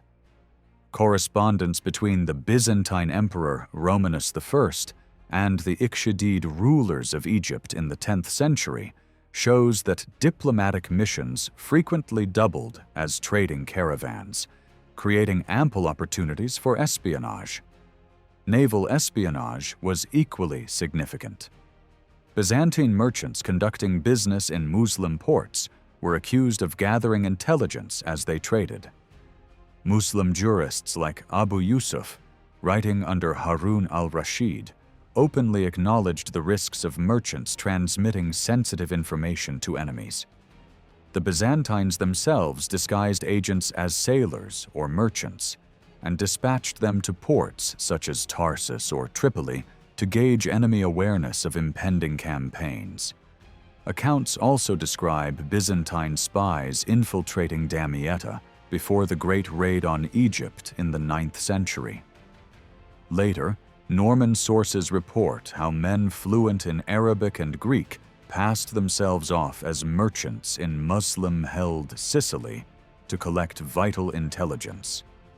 Byzantine manuals warned of ships arriving peacefully to pay tolls or sell goods, which might instead conceal soldiers ready to scale walls and seize fortresses under the cover of trade.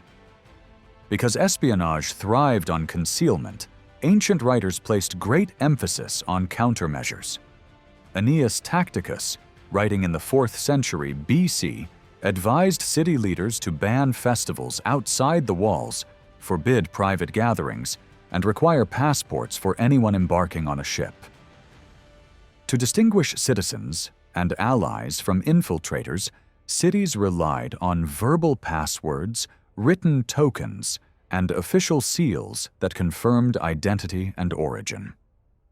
These precautions show the extent to which societies, from classical Greece to Byzantium, understood the dangers posed by spies posing as ordinary travelers, and how intelligence gathering through commerce remained both a necessity and a threat throughout the centuries. In the Muslim world, commercial and diplomatic exchanges often required the granting of an aman, or safe conduct, which guaranteed the security of visiting envoys and merchants for a set period of time, usually a year. If they remained beyond that agreed period, they would be obliged to accept the status of non-Muslim subjects under Islamic rule. Byzantine regulations show similar concerns. The Book of the Eparch, issued in the early 10th century during the reign of Leo VI, imposed strict rules on guild life and mercantile activity in the empire's cities and ports, limiting the stay of merchants from the Muslim world to no more than 3 months. Security concerns also lay behind bans on the export of weapons and military supplies. This prohibition was so strict that Leo decreed death as punishment for anyone who violated it, and his successor John Tzimiskis extended the ban in the late 10th century to include certain categories of timber as well. Muslim naval manuals likewise warned port officials to be vigilant against spies disguised as traders, particularly in Egypt, where anxiety was heightened after the Byzantine raid on Damietta. A central hub for both commerce and intelligence was the Pandokeion, or Fund-UQ. These inns provided lodging for travelers and storage for goods, but they also served as markets, tax stations, and lively social centers. Merchants, mercenaries, and officials gathered in such places to eat, drink, and exchange information. Contracts were drawn, negotiations held, and rumors passed freely, often lubricated by copious amounts of wine or ale, which loosened tongues late into the night. Military writers warned that innkeepers themselves might unwittingly facilitate espionage by admitting strangers without oversight, especially during times of siege or crisis. While Byzantine sources do not record a case of tavern chatter leading directly to the loss of secrets, later parallels, such as the Strasbourg spies of 1417, who targeted innkeepers for intelligence, or the indiscretions of an American general before the Normandy landings in 1944, highlight how vulnerable such spaces could be. Clerics and pilgrims also moved frequently across borders and were natural candidates for intelligence work. Their travel for religious reasons gave them legitimate cover, and their status often won them respect and hospitality from local officials. Some monks even maintained active correspondence with the emperor, offering insights into foreign affairs, as in the case of Paul the Younger, who regularly advised Constantine VII on political matters involving Bulgaria and the Arab Emirates. Yet the mobility of clerics also aroused suspicion. Gregory de Capolites, a monk of the 8th and 9th centuries, was accused of spying for Byzantium while traveling in southern Italy and nearly lynched.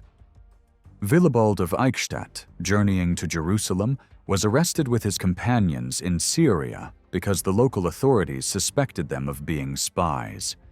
At times, monks acted as deliberate agents of the state. One named Agapios served as a messenger between Constantinople and Iberian leaders, helping secure the annexation of a key town.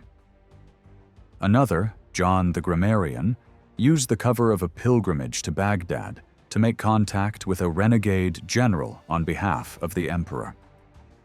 The most famous example comes from the 6th century, when Nestorian monks were dispatched under Justinian to India to smuggle silkworm eggs hidden in bamboo canes, laying the foundations of a Byzantine silk industry. Christians living within Muslim lands also provided intelligence. As co-religionists, even if many did not follow the Chalcedonian rite, they were well positioned to relay news across the frontier.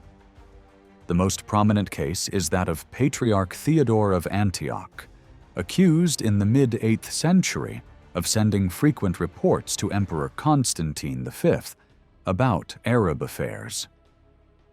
Although the precise content of his letters is unknown, they likely contained valuable observations about political struggles in the Abbasid world, information that would have been of immense use to the Byzantine court. Another important source of intelligence came from the works of geographers and travelers, whose writings provided detailed knowledge about geography, topography, road networks, bridges, and even the political and economic structures of foreign lands. These accounts served both strategic and tactical purposes, allowing rulers to understand not only the physical landscape, but also the societies that inhabited it. Alexander the Great, for example, is known to have questioned Persian envoys and merchants who had passed through the empire, while others traveled into Persia simply to observe or to attend religious festivals, particularly in the Greek-speaking regions of Asia Minor. Julius Caesar's campaigns provide a similar example. His descriptions of the Gauls and Germans relied heavily on earlier writers like Eratosthenes and Posidonius. But when it came to Britain, where information from merchants was scarce, Caesar was forced to launch a reconnaissance expedition. Interestingly, the Britons themselves seem to have been better informed, having received advance warnings of Caesar's plans from traders. In the Muslim world, geographers and travelers of the so-called Iraqi school produced a large body of literature in the 9th and 10th centuries that contained valuable intelligence about Byzantium. These writers often described the organization of the Byzantine state and army in remarkable detail. Ahmad al-Yaqubi, for instance, compiled a work known as the Book of Countries, which surveyed regions across the Islamic world and beyond. Ibn Rusta, writing in the early 10th century, produced the most thorough Arabic description of Constantinople available at the time.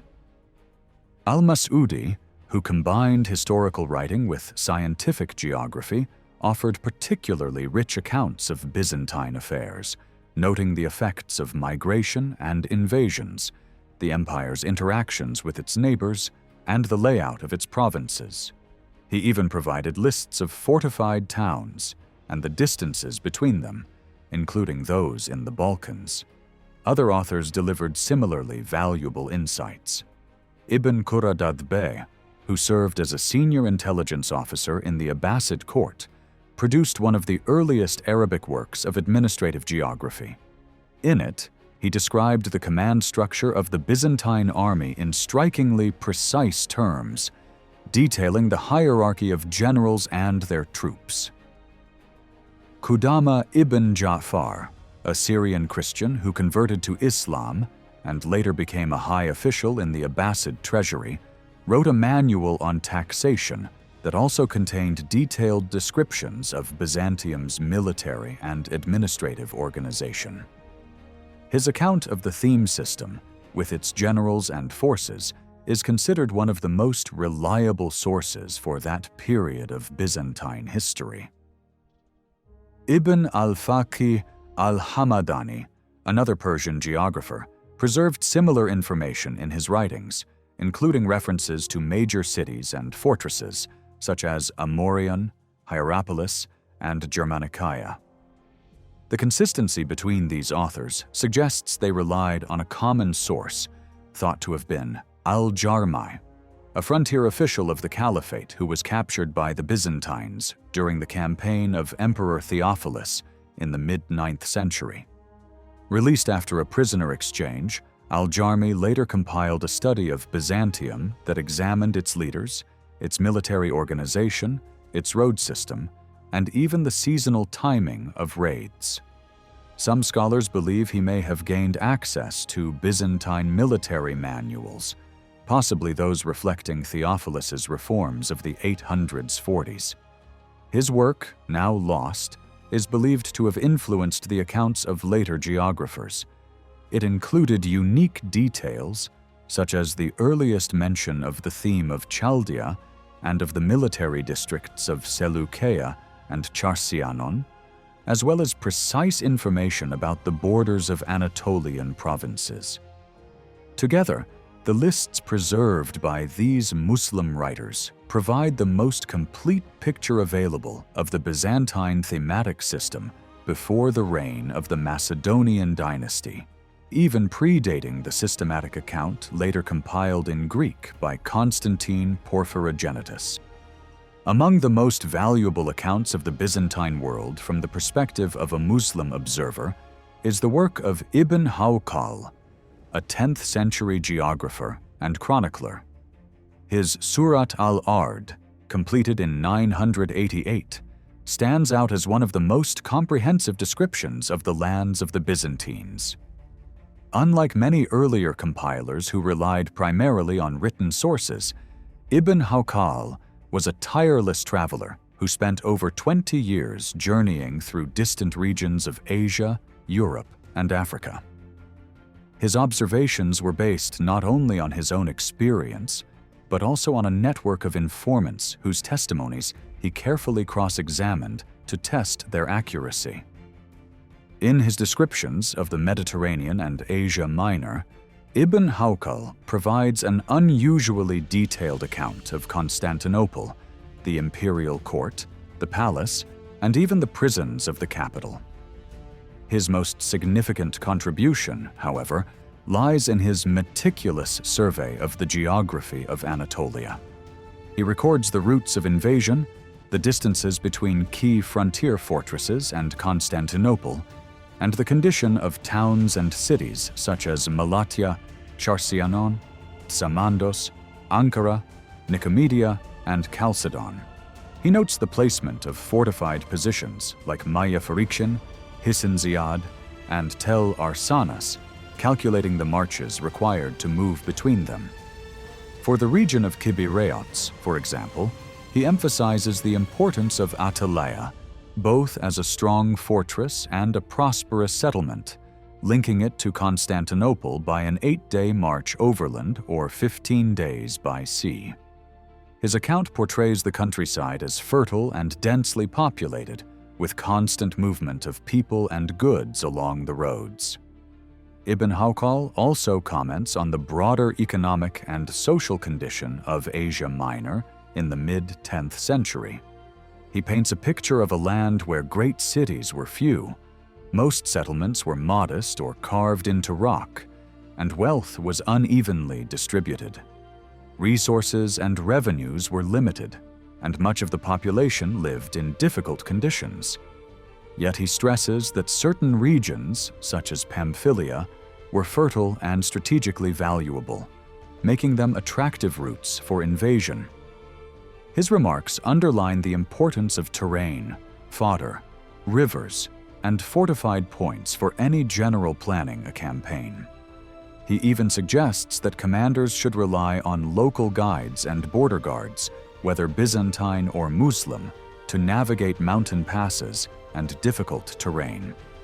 Alongside the testimony of geographers, another essential channel of intelligence was the work of ambassadors and envoys. Byzantine diplomacy with the Muslim world was rarely about cultivating permanent peace. Instead, it was pragmatic, defensive, and often centered on prisoner exchanges, temporary truces, or the threat of war.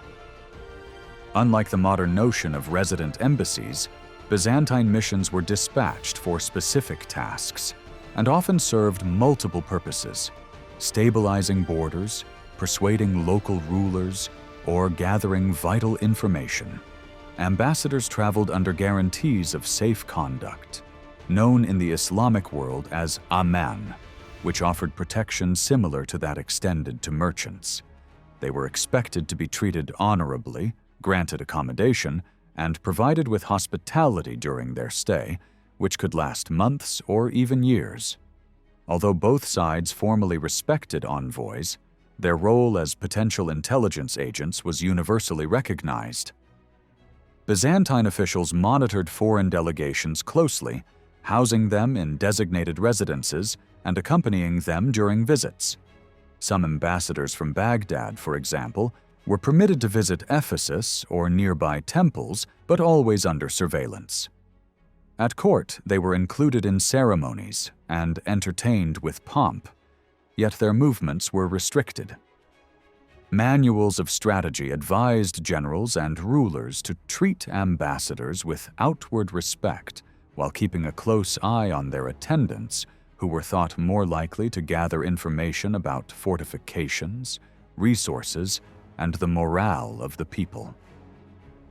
Roman and Byzantine sources alike provide examples of spies disguised as servants or traders who used the cover of diplomatic missions to inspect defenses or smuggle out intelligence.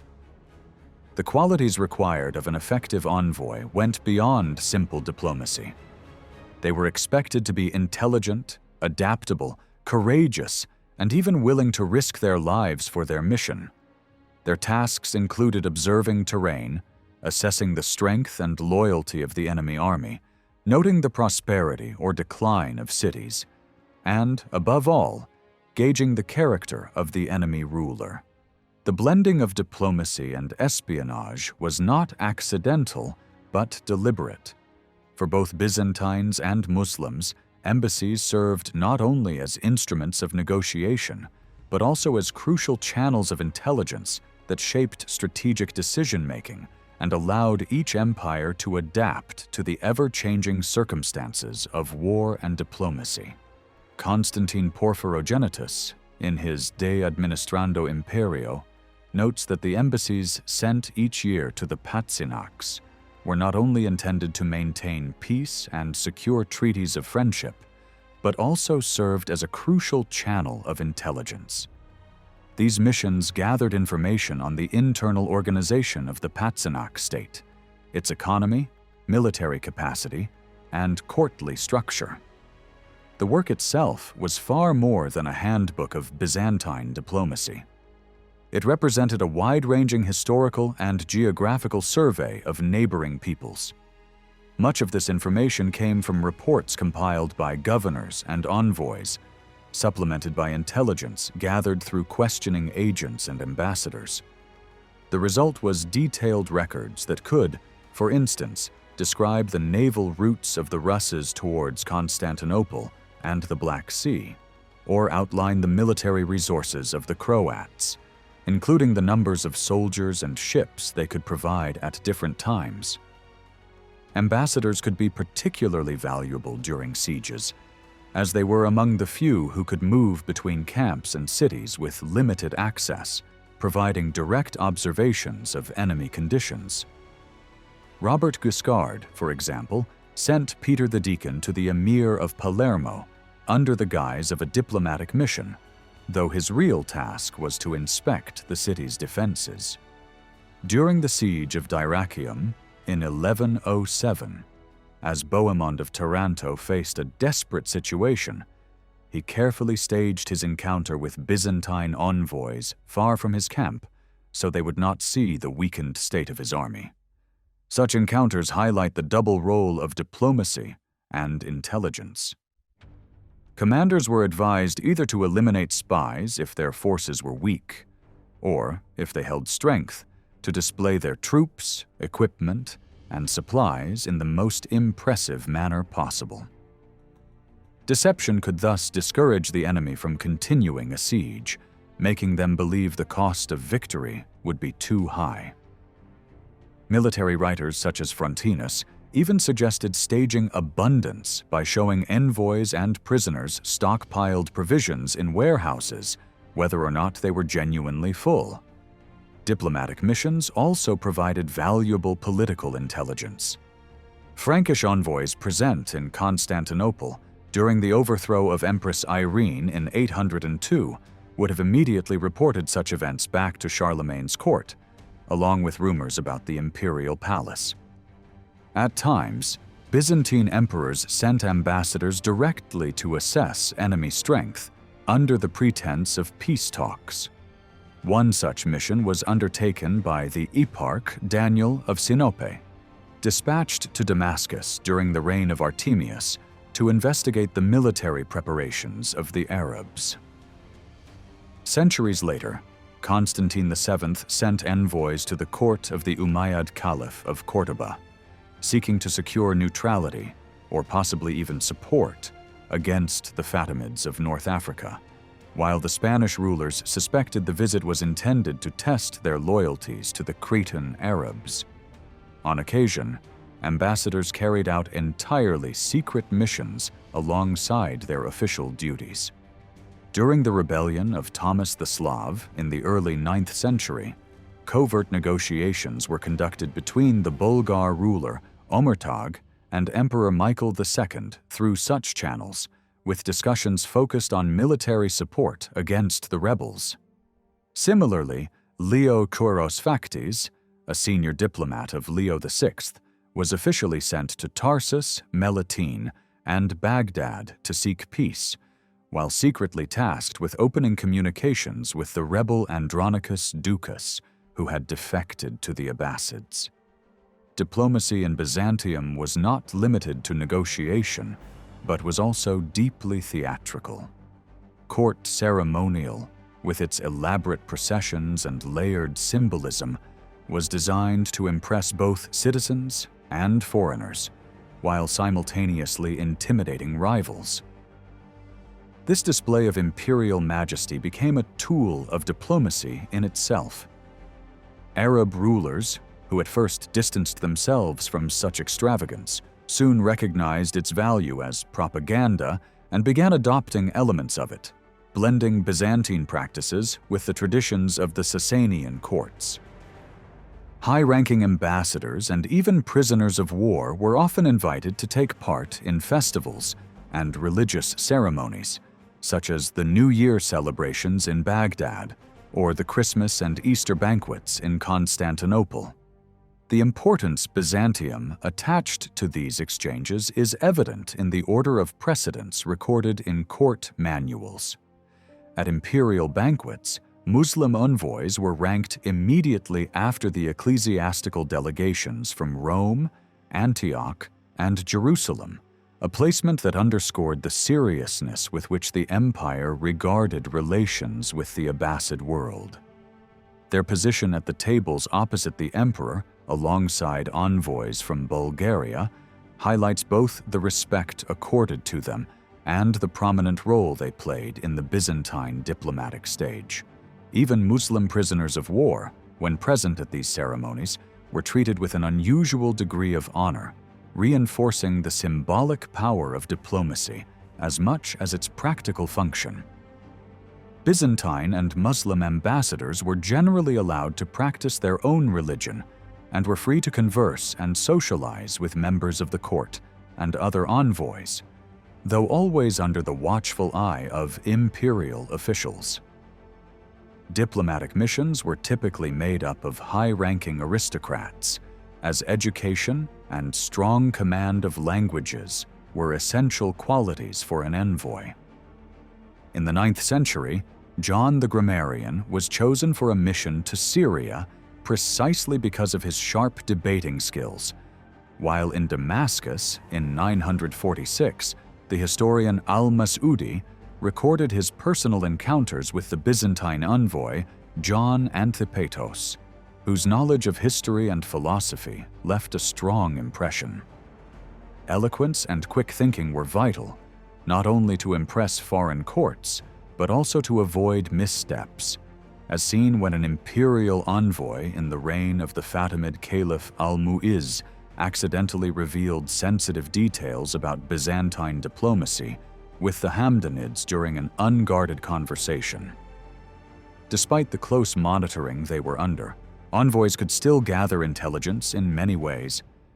They observed the daily routines of palace officials, paid attention to language, dress, and behavior, and spoke discreetly with co-religionists in mosques, markets, or baths.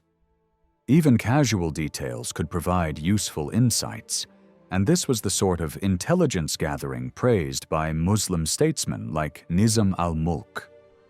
Liutprand of Cremona, on one of his embassies, lamented that he was denied access to his friends in the Constantinopolitan markets, an indication of how valuable such informal contacts were considered. However, envoys were always reminded not to be taken in by the grandeur of their hosts. The glittering ceremonies of Constantinople and Baghdad were deliberately staged to awe and intimidate. A vivid example comes from the mission of John Radanos and Michael Toxaras to Baghdad in 917. At this time, the Abbasid Caliphate was already weakening, with much of its authority slipping to regional powers, yet the spectacle they presented was designed to project might. Byzantine envoys were shown regiments of troops, exotic animals such as elephants that reportedly terrified the Greeks, and an immense display of weaponry, from mail coats and helmets to finely decorated bows and quivers.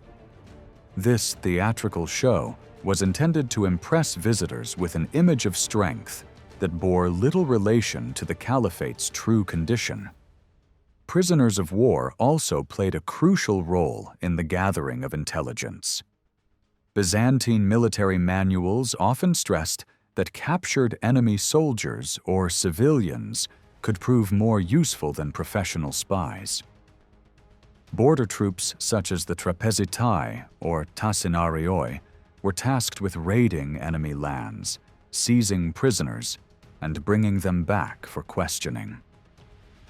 The interrogation itself was considered so vital that generals were advised to conduct it personally, since captives might reveal unexpected and highly valuable information. Some strategists even recommended offering prisoners their freedom, along with assurances for their families, in return for spying on their own people and returning with reports. Because these individuals already knew the land, language, and customs, they could operate more effectively than outsiders. As the 9th century progressed and Byzantium and the Abbasids settled into a more balanced rivalry, prisoner exchanges became a regular feature of diplomacy. Large numbers of captives were swapped at agreed locations such as the mouth of the river Halys, usually in autumn, with local governors and legal officials overseeing negotiations. While both sides occasionally resorted to harsh treatment or execution of captives for psychological effect, overall the handling of prisoners tended to be relatively humane. A notable shift occurred under Leo VI, whose writings emphasized a new approach influenced by Roman law and Christian ideals of compassion, reflected in practices such as inviting high-ranking prisoners to join imperial festivities on Christmas and Easter. There was also a clear distinction between ordinary captives, who provided tactical intelligence about troop movements and terrain, and high-ranking prisoners who could share more strategic insights. Arab chronicles, for example, record how during al-Mutasim's campaign in 838, a captured Byzantine cavalryman revealed the precise location of Emperor Theophilus' camp, allowing the caliph to coordinate with his general Afshin. In 863, during the lead-up to the Battle of Bishop's Meadow, the emir of Melitene received crucial topographical details from a prisoner, though his army was ultimately outmaneuvered. Accounts from earlier centuries also tell of campaigns where captured locals guided Byzantine troops to water sources or safe routes, sometimes saving entire armies from disaster. The Byzantines were always cautious about information provided by prisoners or deserters, treating such reports with suspicion and verifying them against other sources before relying on them. A striking example comes from the reign of Leo VI, who, after the army's crushing defeat at Bulgarophigon in 896, armed Muslim captives to help defend Constantinople against Simeon of Bulgaria. Although the emergency measure was effective, Leo soon disarmed these men and dispersed them throughout the provinces, fearing that they might turn against him. This illustrates the deep mistrust with which the Byzantines regarded foreign hostages. Another case demonstrates how attempts to exploit prisoners could backfire. Nicetas Chalkoutzes, who was held captive during the Hamdanid invasion of Cappadocia in 950, managed to bribe his guards and secretly inform Leo Phocas of the enemy's route, allowing a successful ambush to be laid in the Taurus Mountains. Among the various types of captives were high-ranking Muslim figures who, unlike ordinary prisoners, were kept close to the imperial palace. These men were permitted to practice their religion, attend banquets, and even converse with the emperor himself.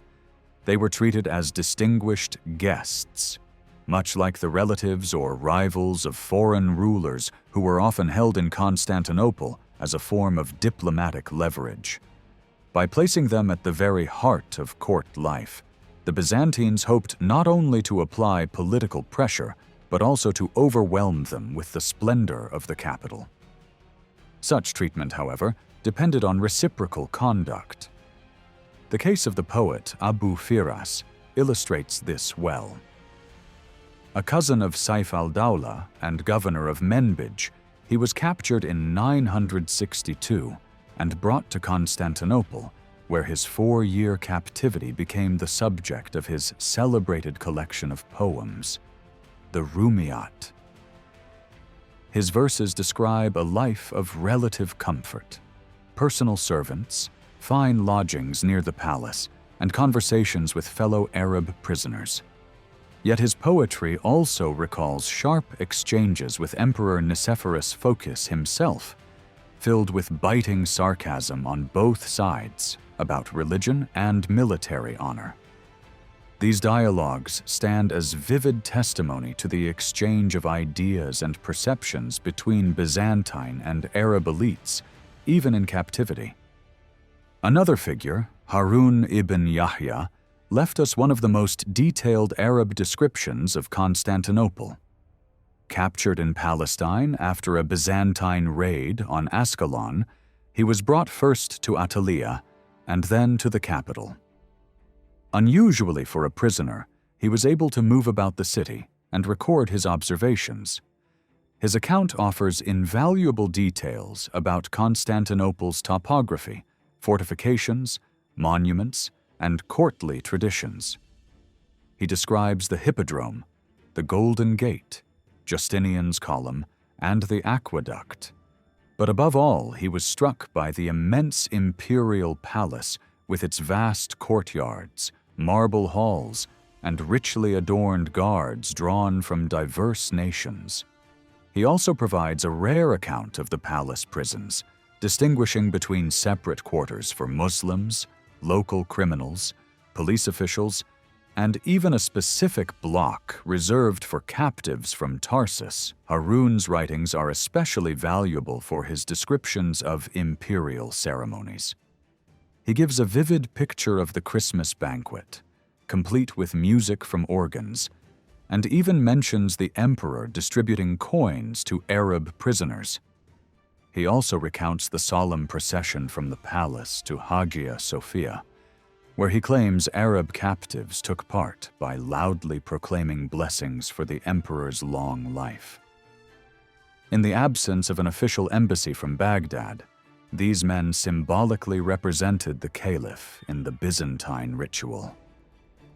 Whether Harun personally witnessed these events or simply recorded them from others, his account reinforces the impression of Constantinople's overwhelming splendor and the Byzantine ability to use spectacle as a tool of both propaganda and diplomacy. Among the most notable prisoners of war were Al-Jarmi and Ioannes Kameniates. Al-Jarmi provided exceptional insights into the structure of the Byzantine army and the development of the thematic system in the early 9th century, leading some to believe that he may have had access to official documents from the reign of Theophilus. Kameniates, meanwhile, left us his Chronicon, which vividly depicts the tactics of Muslim raiders during sieges, and offers one of the most detailed descriptions of naval raids and the slave trade of the era. Both men suffered long periods of captivity, though under comparatively privileged conditions, and their misfortune turned them into eyewitnesses to the workings of the enemy's power, making them invaluable transmitters of intelligence at a time when Byzantium was at the height of its strength. The empire also tried to make use of ordinary Muslim hostages and refugees. Many were encouraged to convert to Christianity, with the promise of comfort and prosperity inside Byzantine borders. Those who accepted baptism were given generous benefits, such as wealth, livestock, and even temporary exemption from certain taxes, though aristocrats were harder to sway, since pressuring them to convert could provoke retaliation from the Abbasids and also reduce their ransom value. Sources record that hundreds of prisoners took part in imperial campaigns, such as the Cretan expedition of 949, and others mention corps of Christianized Arab horsemen serving in the army by the mid-10th century. Conversions of this kind were only one channel through which knowledge and cultural exchange flowed across the Byzantine Arab frontier. From the earliest Muslim conquests, groups of Arabs and Arabic speakers moved into Byzantine Anatolia, blending with local societies and shaping frontier culture, a process reflected in both heroic literature, like the Digene's Akritas, and in military treatises such as Kekomenos' Strategikon. This cultural interweaving had much older roots. Before Islam, the Syrian desert and Arabian peninsula had been contested ground between Byzantium and Persia. The Lakhmids established themselves in Al-Hira, south of the Tigris, raiding deep into Byzantine lands, while the Ghassanids, a Christian Arab people who settled in Syria and Jordan, acted as loyal clients of the empire. Their rulers were recognized as phylarchs and even granted the prestigious rank of patricians in the Byzantine court. Centuries of contact created a shared military culture in the region, with Arab warriors adopting equipment influenced by both Byzantine and Sasanian traditions, as well as by styles from Central Asia. The Muslim conquests of the 7th century accelerated the movement of Arab groups into Anatolia. Some, like the Monophysite Mardates, served as border troops for the Umayyads, but many also resisted and fought guerrilla wars in the mountains of Syria and Lebanon, at times striking as far as Jerusalem. Byzantine emperors sought to harness such populations for their own purposes. Justinian II, for instance, reached an agreement with Abd al-Malik to relocate tens of thousands of Mardates into Anatolia and Greece, where they bolstered the fleets and garrisons of the empire. This policy of mass relocation extended to other groups as well. After his victories in the Balkans, Justinian transferred large numbers of Slavs into Asia Minor, settling them in strategic regions such as the Opsikion theme and the frontier zones around Antakya and Apamea. Over time, many of these communities adopted Arab names, and, according to chroniclers, thousands even deserted to the Arabs, serving as guides and advisors during campaigns into Byzantine territory. Among the diverse groups that sought refuge in Byzantium were the Kuramites, a sect from Iran that blended Shia Islam with Zoroastrian traditions and had lived in the Zagros Mountains until they were expelled by the Abbasid Caliph al-Mu'tasim in the 800s. Emperor Theophilus welcomed them, converting them to Christianity and enrolling them into a new tagma, but their loyalty soon wavered.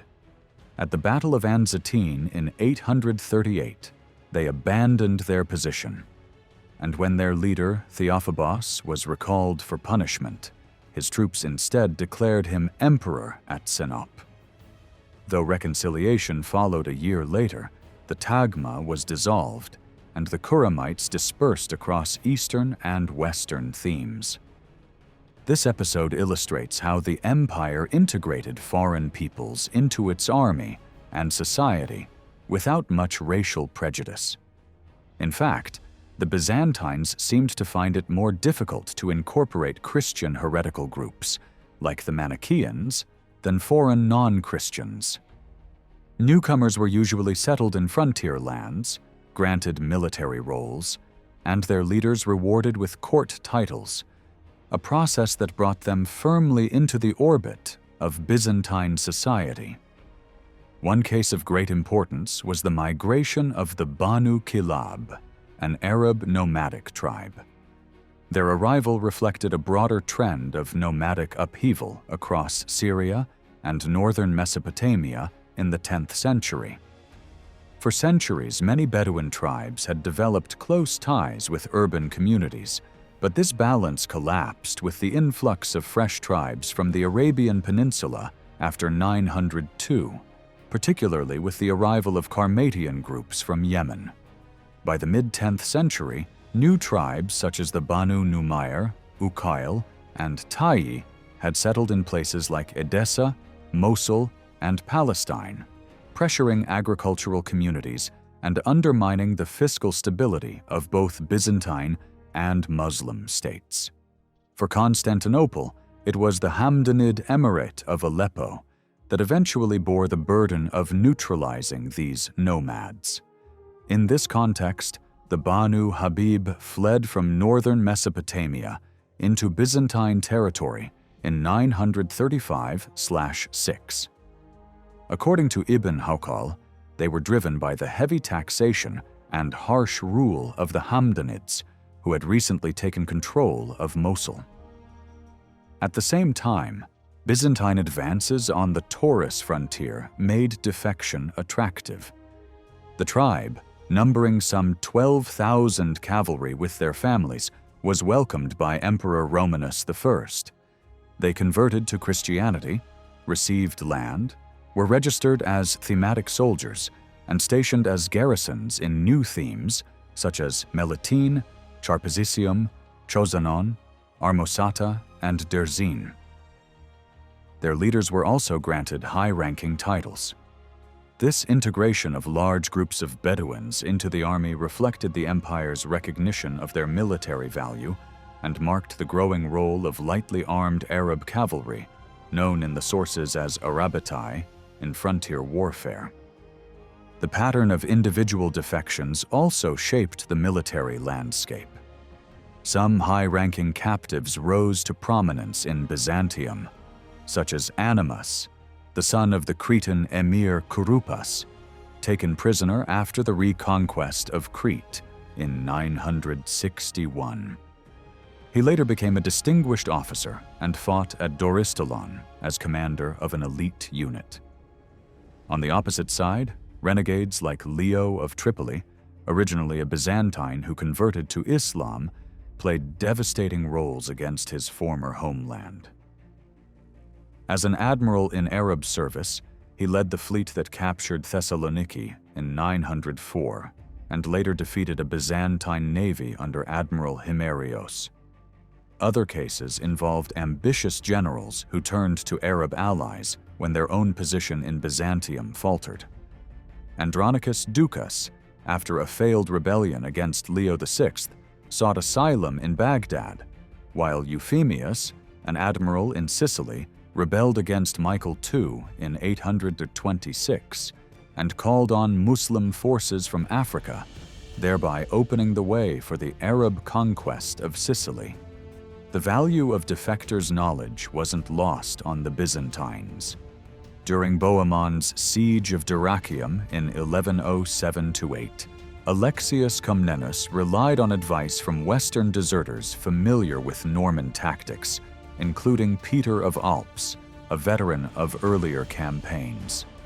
Yet the danger of betrayal meant that Byzantine strategists also developed countermeasures. Manuals like the Strategikon advised generals to plant false intelligence with suspected deserters, or even to circulate forged letters to sow distrust between defectors and their new masters.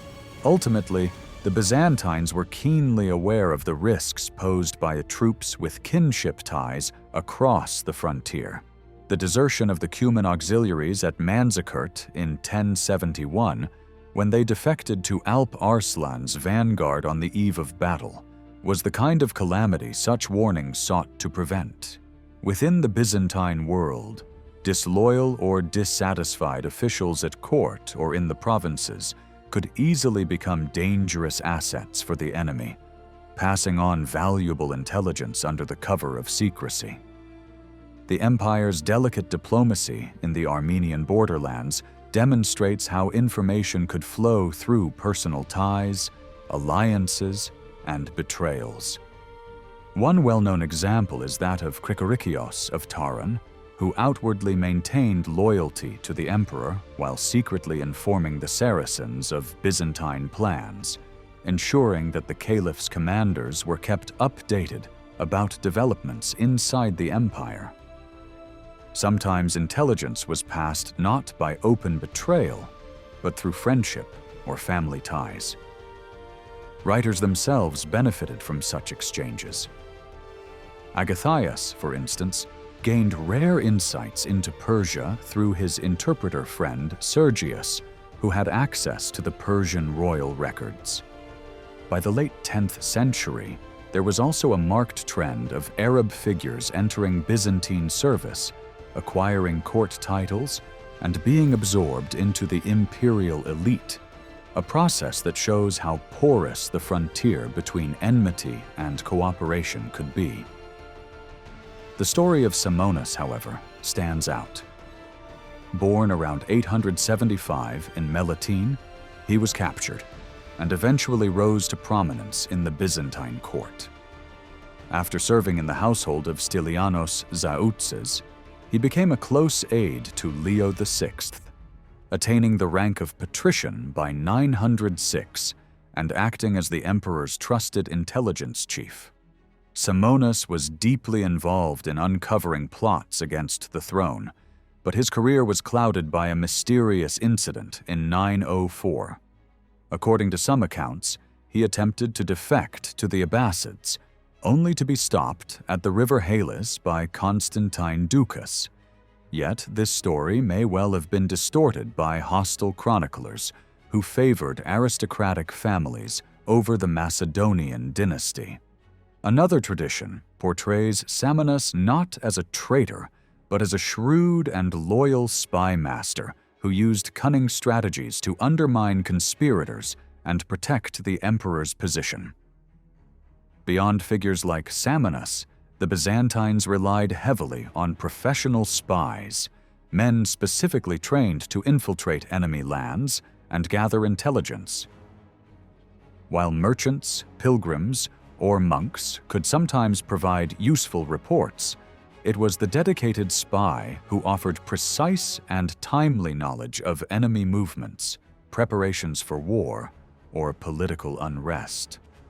Markets were prime meeting points where agents disguised as traders could exchange information unnoticed. To be effective, these spies needed literacy, familiarity with the language and customs of their targets, and an ability to judge military equipment and strategies. Yet commanders were warned against using agents of the same ethnic background as the enemy, since divided loyalties posed a constant danger. The risk of infiltration by enemy agents was always on Byzantine minds. Army camps, crowded with soldiers, servants, and hangers-on, offered countless opportunities for spies to slip in. To counter this, generals sometimes gave sudden orders for troops to return to their tents, making it easier to spot unfamiliar faces. Manuals from antiquity to the Middle Ages all emphasized this stratagem, showing its persistent value. Byzantine counterintelligence was often defensive, aiming to prevent leaks, but it also employed deception, spreading false rumors, planting fabricated information, and even turning captured spies into double agents. By releasing them with promises of safety and freedom, the Byzantines hoped they would carry back useful observations from their own people. Deserters posed an especially complex challenge. Some genuinely sought new allegiances, while others were deliberately sent by the enemy to mislead. Military treatises advised commanders to feed such defectors false intelligence, ensuring that even if they switched sides again, the misinformation would confound the enemy. This tactic echoed ancient wisdom, as Sun Tzu described expendable agents whose purpose was to spread confusion. Espionage thrived in the bustling crossroads of the Mediterranean world. Ports, markets, and religious festivals brought together a wide array of people, creating natural opportunities for covert exchanges. Byzantine authorities were so concerned about merchants transmitting intelligence that strict regulations were imposed on trade across the frontier.